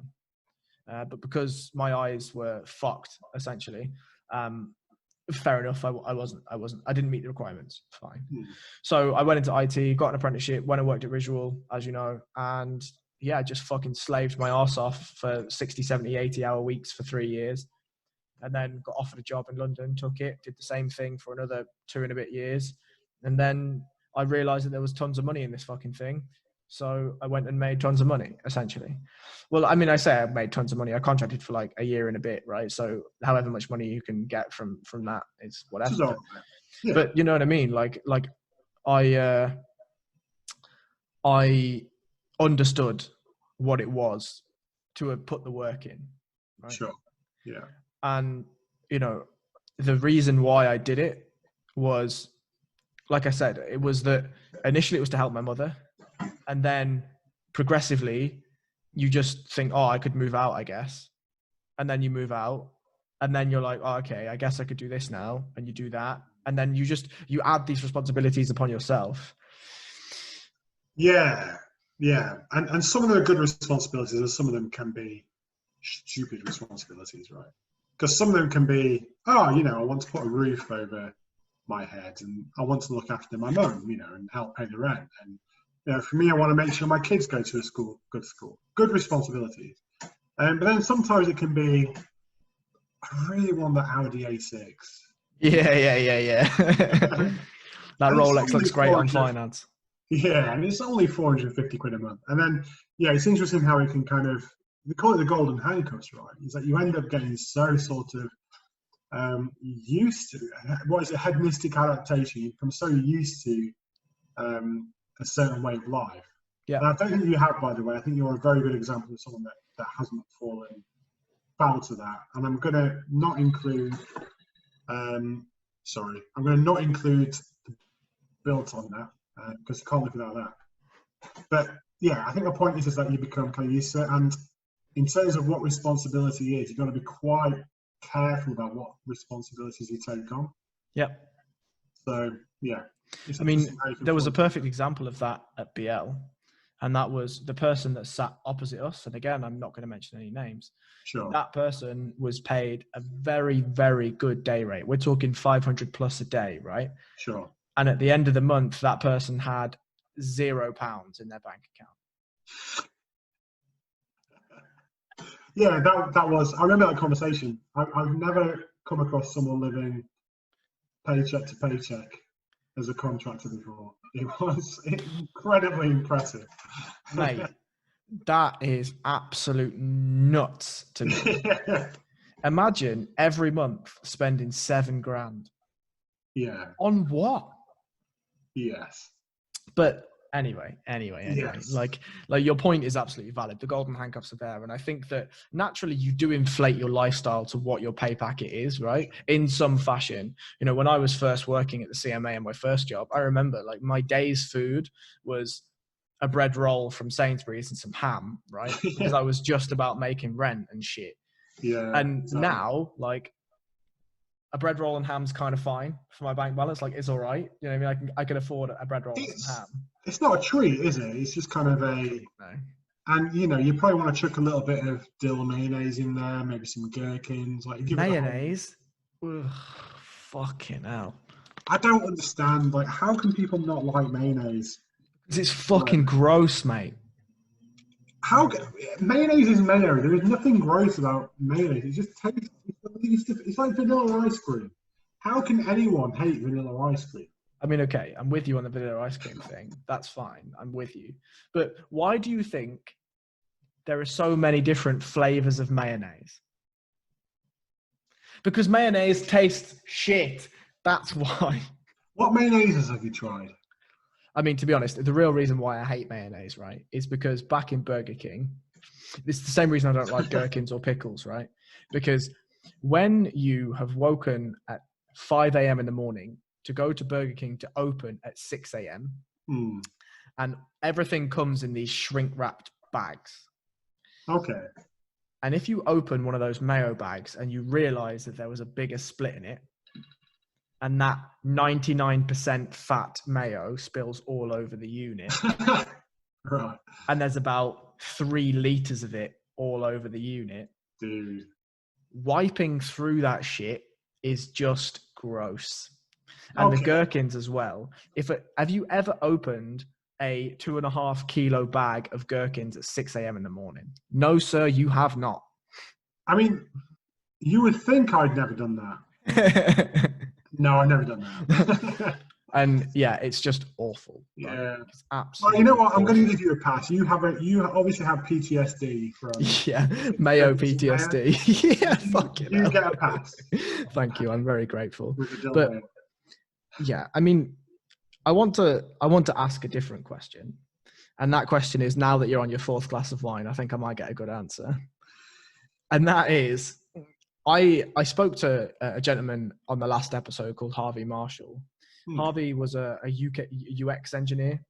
So, you know, he does a lot of stuff in apps and look and feel of apps and intuitiveness of apps and all that sort of stuff. And I posed a theory that I have about AI, and I want to pose it to you, and I'd like to see what your answer is. So we've touched on it a little bit in this podcast of AI or tech is growing so rapidly that it's superseding the need for a multitude of people to execute one task, right? And you in your role and me in my role, we know that automation is something that's pushed a lot, right? That if the brain of a human can be negated in some fashion to not do remedial, repeatable tasks, and the computer can do that, then that is seen as successful, right? As promoted as good. I think what we automate right now is vastly more complex than what was automated 15 years ago, 25 years ago. Yeah. I think, and sorry, this is going to be a long bit of prose, right? So just stick with me. I think that leads us down a slippery path. Musk was asked, when do you think we'll become bionic? And his answer was, look in your right hand, look in your right pocket. We already are. You know, the economy of your genes, for instance, the importance of your gene pockets. Generally, your right to left to back pocket is your determination of what's important. It used to be your keys in your most important pocket. It's now your phone. True. Your phone is a complete replica of your brain in some fashion, whether we like to admit it or not. It holds more memories than our brain does. And we can gain those memories back faster in a lot of ways from our phone or our digital devices than our actual brain. We need less stigma, we need less bandwidth, we need less input, right? Given the current technological climate that we're in, the likes of Facebook, which is essentially, it's another hard drive for you to just dump memories on. Twitter, which is a live, active, cognitive, functioning brain full of current thoughts, essentially, reactionary thoughts. Instagram, which is, a visual representation of what life can be, whether that be positive, negative, edited or not.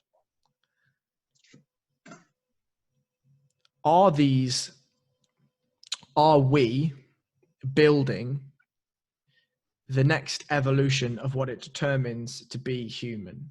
And my thoughts of this, and the last thing that I'll add to this bit of prose is,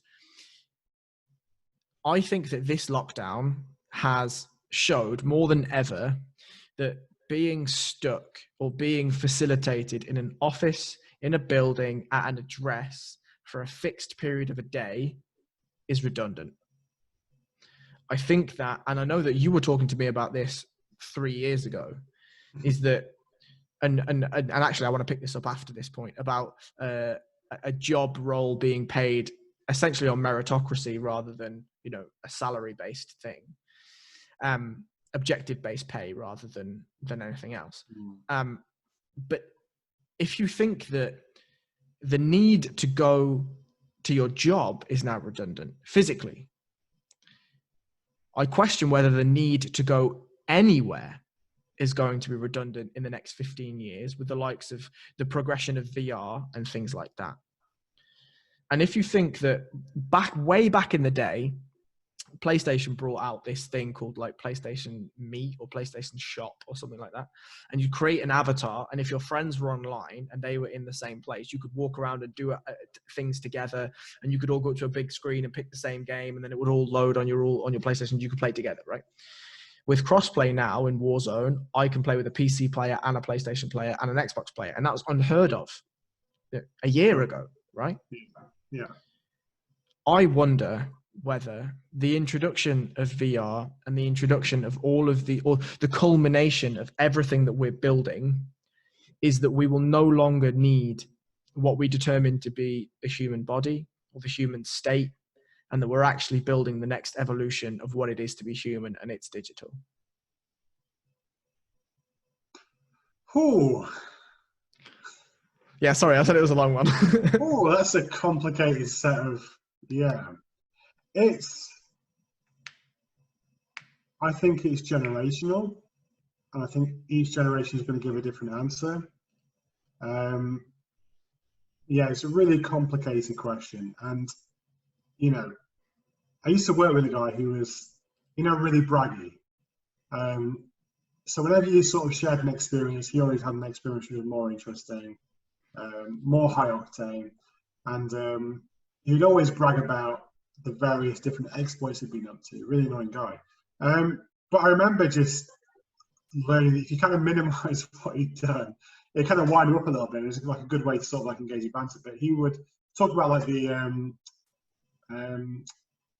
Grand Canyon and how it was like the most amazing sort of experience that he'd done. And I remember joking with him, I've seen it on YouTube, it's no big deal. It's just like a crack in the ground, who cares, right? I've seen it. So I was kind of like giving that sort of false equivalency. So he'd seen the Grand Canyon, but I've seen it on YouTube. I know what it's about, who gives a shit? And it was a joke, but I have seen the Grand Canyon. And it is something else, like to be there, to experience that. And obviously, it's not just that, it's also it's the Native Americans that live there as well. So it has like a deeper sort of spiritual connection. And it was something else. It's one of those experiences that it's not necessarily helpful to describe. So is it possible to create a facsimile of the experience of going to the Grand Canyon? That's my first one. Like, is it even possible? So can you get that same thing? Can you get that experience? So is there a YouTube of the future? So is there a YouTube of the future where it is just like being there? And what does being there mean? Is there something about the experience? Is there something spiritual there? Is there something about the people that you're sharing that experience with? So I'm quite skeptical on those grounds. But I mean, what I said about being intergenerational is that I think different generations accept different things as being normal and authentic. So for me, I would recognise kind of having a record or a CD as being more authentic than using Spotify. And I think there's a generation above that would recognise that it's not really authentic unless you see the band live. So, and I think I'd agree with the live point. I'm not saying that's something that I disagree with. So I think I don't know how you can replicate that. I think you can get an amazing fax, right? You can get a fax that is millions of different colours, and it gives you a very, very good replica of the original. But will it ever be the original, and what does original mean? Right. That makes sense. I agree. And I think that, to your point, I actually think that your point is redundant, because I don't think that the need for original even exists anymore. You don't think the need for original exists anymore? No. Okay. The reason why I say that is, if you, Brad, do you have Instagram? Not really. I mean, I have it, but never really used it. Fine. If you look through Instagram or Twitter, because I know you have Twitter. If you look through Instagram, it's not the things that are quite clearly unedited and raw that get the most engagement. It's the things that are polished, are refined, and quite clearly not natural. Agreed. I mean, what we determine to be natural, right? Sure. Therefore, the lens that most people are spending most of their time through, which is Instagram, Twitter, Facebook, these kinds of things, the promotion of success, or the understanding of success, or the understanding of what's good, is edited, filtered, unnatural. Sure. Original and natural aren't too dissimilar. If I gave, let me put it this way. Let's use the Grand Canyon, right? If I said to somebody, you have an opportunity to go to the Grand Canyon, see the Grand Canyon in person for free, but you need to travel there by boat.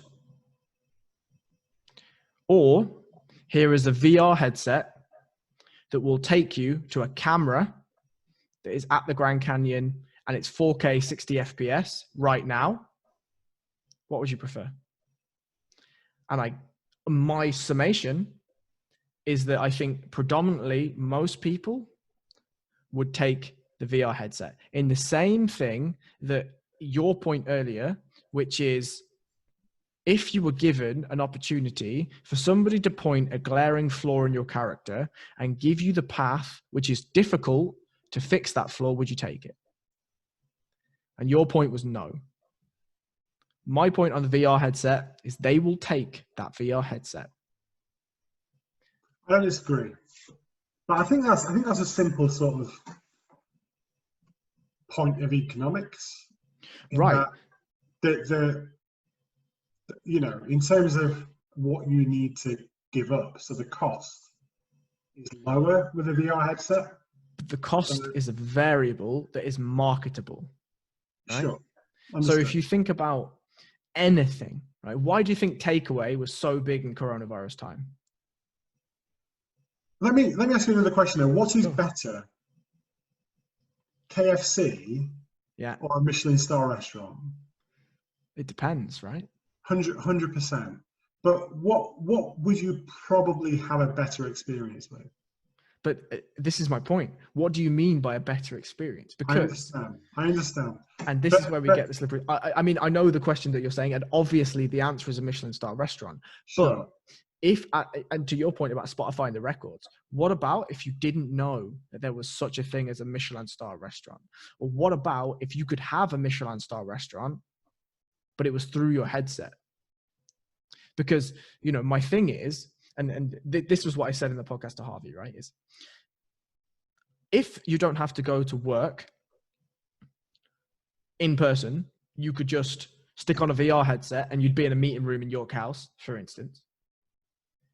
If you could in coronavirus time especially, imagine if you could see your mum and your dad and all your family sitting around a virtual table, but it was actually them, and all you had to do was chuck a VR headset on. You'd do it, right? In coronavirus time, because you couldn't sit in the same room as them or whatever. You'd do it. Sure. So the answer is marketing, because we can get food delivered to our house, hot food that we can eat right away. Amazon have it now that you can order something and it'll be there the same day in some places. Sure. Amazon are building, which is fucking mental. And I remember us talking about that in 1FA. Yeah. We can have things at the click of a finger, the click of a button, and we could almost live life for a long period of time sat at the desks that we're sat at right now if we wanted to. The limitation for that is the meat vehicle that we're in. What about if when the tech companies start to realize that there's not going to be too much competition anymore because we're all going to a singular place, and that singular place is a digital footprint. And if you see an Apple and a whatever, an Apple and a Microsoft and a Facebook put their money together and they build a VR headset that you can do everything that you can do now on your computer, literally from the VR headset. And if in that VR headset, it's a little bit like World of Warcraft. Like a story that I had previously was, we knew this guy and he played World of Warcraft and we didn't see him for like 3 weeks, right? And we went and chatted to him and was like, why do you play this game all the time? Why don't you come and hang out? And he's like, because the life I have on World of Warcraft is better than the life I have in real life, right? That's not an uncommon story. No. Instagram, a lot of people live a life on Instagram that is not their life in real life. And people believe and determine them to live a much superior, quote unquote, life on Instagram than they do in real life. If that's available to you, if in that VR headset, you can be in a meeting at work for 15 minutes, and then at the click of a program, you can be at Niagara Falls. Why is reality even remotely tempting? And you could be at Niagara Falls, and then you can have a menu appear in Niagara Falls from a Michelin star restaurant. And because that Michelin star restaurant has evolved to such a point where there's nobody in the restaurant and they're merely making the food and shipping it to be delivered through an Amazon drone that moves at 150 miles an hour and can be with you by the time the food's still available to eat. And it appears at your door in a succinctly wrapped package, and you want to open it, and all of a sudden you're sat in that Michelin star restaurant in a virtual reality environment, but the plate below you is actually Michelin star food. What's the point in going outside? So I don't necessarily think this is just necessarily a new thing, because what we're talking about is can we have artificial experiences that create a neurological response that are they as satisfactory as actually experiencing that thing?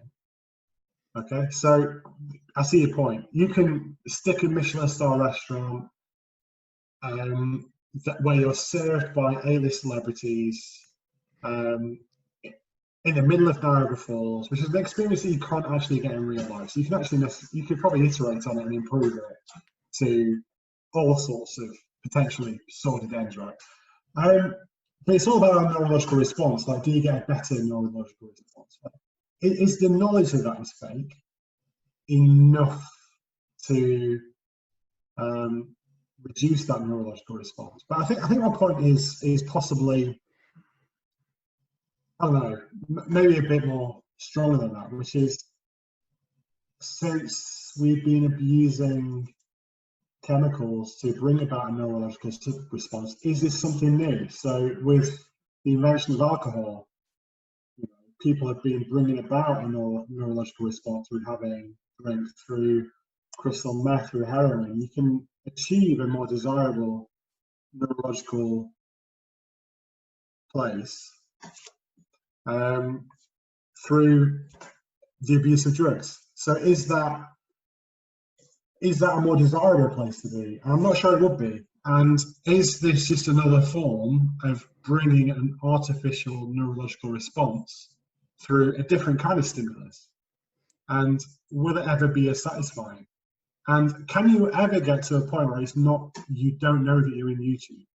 Like, can you ever know that you're not in, the Truman Show potentially? I'm not sure that you can, right? I really think you can. I really, really think you can. And, my answer is like, if you listen to a Dennis McKenna or Terence McKenna or somebody like that, who have spent extensive amounts of time under the influence of DMT and mushrooms and whatever, they will tell you that place is far better than reality. And the feelings that you get of oneness and connection and all this richness are far, far better than reality. And I think that actually the way that, go on.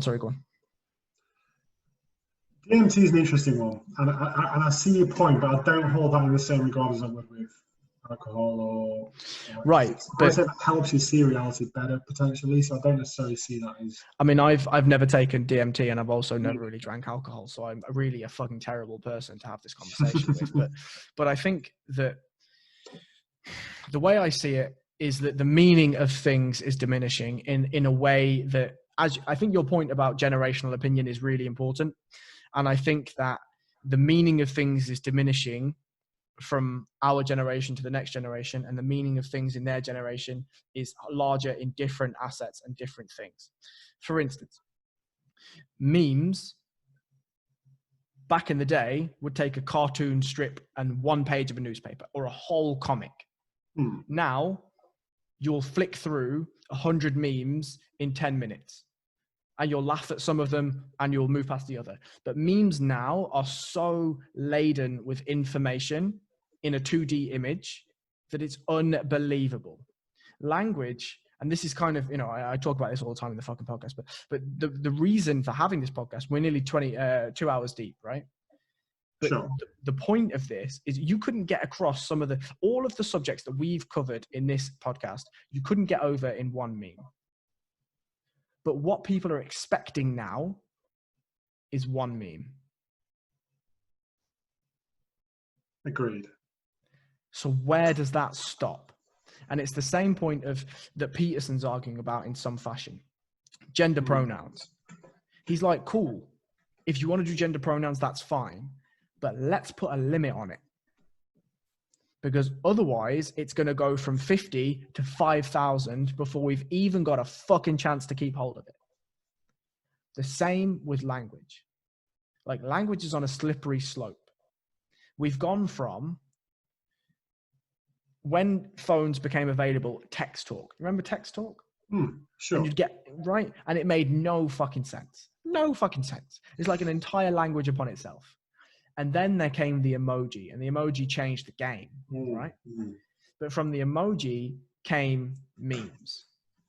And memes are essentially us reverting back to a modern version of hieroglyphics, right? Sure, yeah. And hieroglyphics could tell a story of an entire fucking country's history on one wall. Well, I could send you a meme that's got some words and a picture of Donald Trump, and you'd be like, that's hilarious. But it'll also spark off this incredible thought pattern of, American politics and history and all these kinds of things. The world is being condensed, I think. And it's being condensed into a way that it will be unrecognizable for us in 15, 20, 30 years. And my only point that I will try to offer that will bridge the gap to you is, think of your use of computers when you first started interacting with computers, and think about the phone in your hand now. Okay. Let me ask you a counter question. Sure. I'm not even going to unpack this. Okay. I'll ask you the question. Is the world being condensed? Yeah. Or is the world being better indexed? Do I need to unpack that? Maybe both. I should unpack that. Both. Okay. I understand the question, but I think both. Okay. And the reason that I say that is that I think a meme is kind of an index sometimes. I think it's pointing to something that is possibly incredibly complex. So there's this podcast I listen to called Reply All, and they call it Yes, Yes, No. And the idea is that they take someone who doesn't understand a tweet, and they take the time to unpack it and explain what the tweet is. And the tweet can be, I mean, what is it now? Is it 200 characters? And it can take a podcast episode to explain what that means. So, so I think it potentially takes, half an hour to explain 280 characters. So I think that yeah, fair enough, it is condensed, but I think the tweet becomes an index. It's actually pointing to different bits of information a lot more efficiently. So does it mean a condensation, or is it just an index to lots of different ideas that you can explore? So I think that point is entirely valid. But I think my point is we currently have an appetite for the uncondensed rhetoric behind the meme. Sure. But I think that the more and more that there is condensation, as if it's like a fucking water droplet, right? Like, yeah, I'm pretty sure I just made that up in that context. But that's fine. Like, the more and more the information, the appetite for information and the appetite for assets are condensed, then the backstory rhetoric becomes null and void, essentially. Because, think about it this way. Presidential elections in the US, you'll have a 45-minute show where there's 3 presidential candidates, and you're supposed to pick the 3 presidential candidates based off that 45-minute show. They each get a 15-minute segment. And people are expecting in that 15 minutes, that presidential candidate to list their entire manifesto and what they're going to do in 4 years for that country in 15 minutes. Oh, and they're supposed to argue the points from the other people in those 15 minutes. So, impossible. Agreed, but how many people just look at those 45 minutes and base their opinion on that? More than you'd think. I think less than you think, though. So my argument against that is take Cambridge Analytica. You know about Cambridge Analytica? Sure. Yeah. Yeah, and you've listened to the documentaries and everything else. Yeah. So Cambridge Analytica managed to sway 2 elections with Facebook ads. Sure. How many people did they sway? Hundreds of thousands is the answer. Maybe even millions, right? Sure. So my question is, and this was one time, right? Cambridge Analytica are not a solo company. There are plenty of companies doing similar to Cambridge Analytica. And as always, Cambridge Analytica are always going to get better.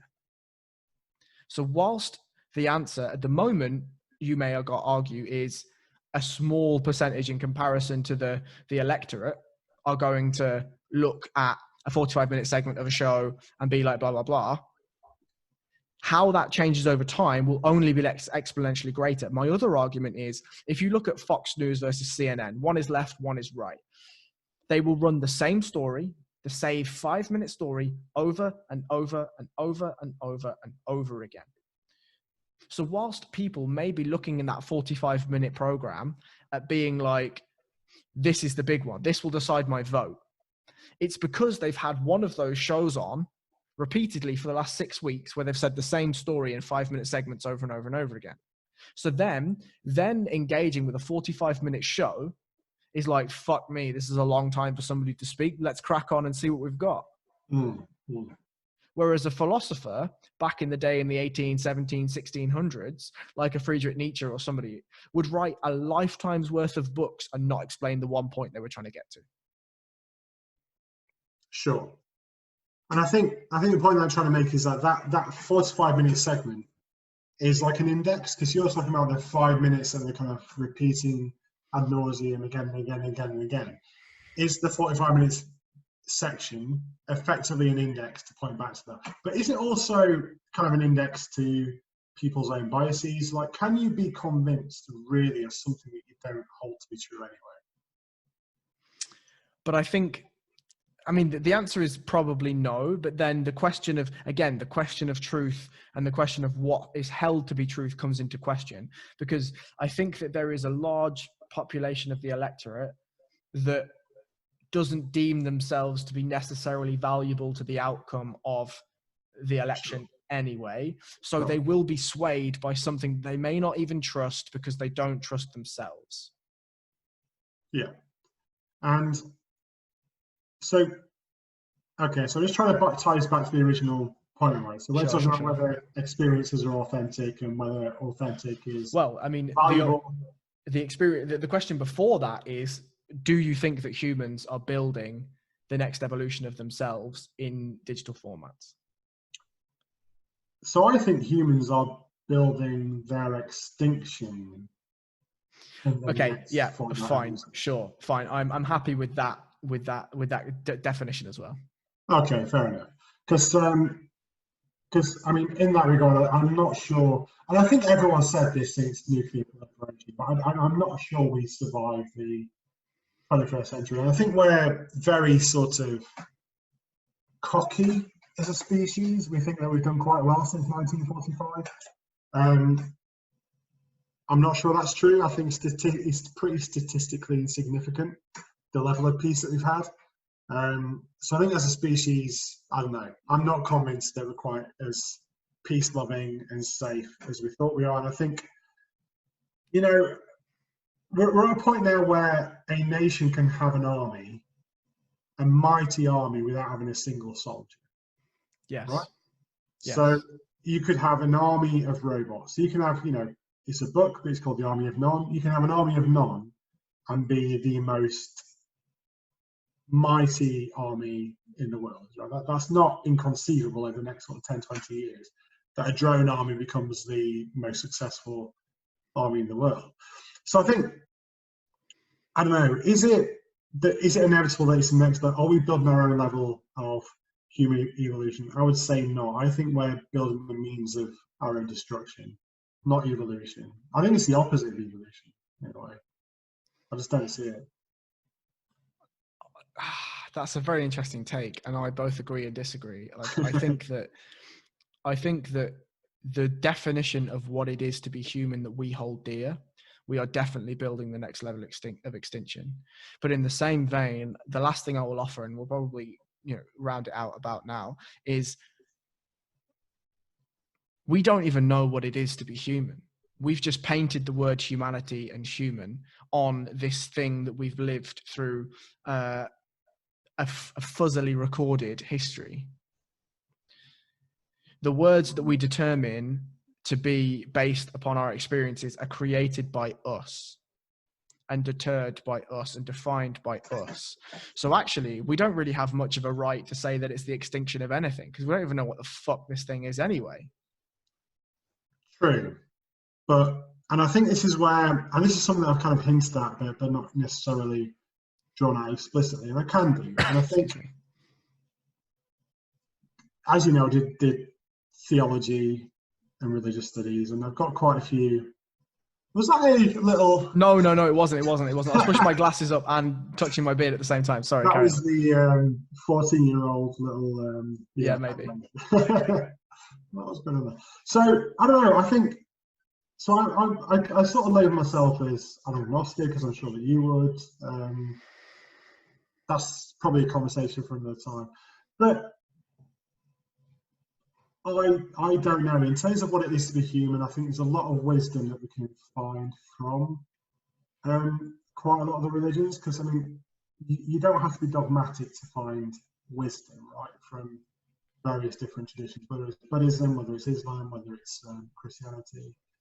I think there is wisdom to be found, and I think what it is to be human, I don't think it's necessarily about meat and bones. I don't think it's necessarily about neurons. I think it's something a little bit deeper and something a little bit more profound. And I'm not sure that can be replaced by zeros and ones. Like, are we just a bag of zeros and ones? You know, not just a bag of bones. Are we literally just information? And I don't know that I hold that to be true, but I can't necessarily explain that in a way that you're going to be comfortable with, or explain that in a way that is necessarily sort of scientific and doesn't draw on more kind of spiritual areas. Do you see what I mean? I do, and I don't know that I can argue anything pro or former because I just don't know the answer. I have what I determine to be my intrinsic human feeling, right? But then I just don't know whether that's even necessary anymore. And that's kind of my point. And that probably leads into your point about building the human extinction as well. Is that I think we live in a world now where it's being tied the knots are fraying for what it is to be human and the necessity of what it is to be human to function in a world like this. Yeah, I 100% agree. 100% frame. But I think, yeah, I think part of that is because, I mean, in terms of my philosophy, I think it goes back to what we're saying about having a peg with your name on it. People like to feel loved. People like to feel valued. People like to feel included. And as what is fashionable is exclusion. What draws people's attention is the exact opposite of that. And I think that is more and more the trend. But I think what makes us human is love, is inclusion, is feeling valued. And yeah, I don't know, and that's why, in terms of talking about the values that we can find from religion, I think we got a lot of stuff right. I think we got an awful lot of stuff right. So our point is that I think at the very core of who we are, and I don't want to speak for everybody, but going back to that point about having a peg with your name on it, people like to feel included, people like to feel valued, and people like to feel loved. And I think when we sort of talk about zeros and ones, I think it's very hard to describe love and feeling valued and feeling included in that sense. But I think as a society, we're getting further and further away from that. I think exclusion, opposition is becoming more. I mean, we're talking about Twitter in terms of being against something is almost more defined than being for something. But I don't know. I think when we're talking about in terms of zeros and ones and reducing the human experience to being a bag of zeros and ones, I just don't know how you can reconcile that with what I think is the core of humanity, which basically is love and inclusion, right? I mean, that's my take on it. I just don't know how you can reconcile those two ideas. And I think that is a beautiful place to call a stop to this one, because one, I know that I've now taken 2.5 hours of your time. And two, I think that just leads us beautifully to the two opposing arguments. And first of all, I just want to say an absolutely massive thank you to you for your time. I know that you've just recently moved house, you're a father, you're a husband, and you're a man that fucking loves the game of Warzone. So 2.5 hours of your time on a Monday is no mean feat. So first of all, thank you very, very much for your time. Oh, enjoyed every second of it. Really enjoyable discussion. Thank you. Well, look, I mean, let's absolutely do this again, and let's make it pretty frequent, because I think it'd be really good to touch on, one, the end of this point, and two, some of the religious points that you've made up as well. I think that would be really interesting. Okay, cool. Yeah, right. Anytime. Let me know. Well, I will, again, I'll just say thank you, and I'll speak to you soon. Perfect.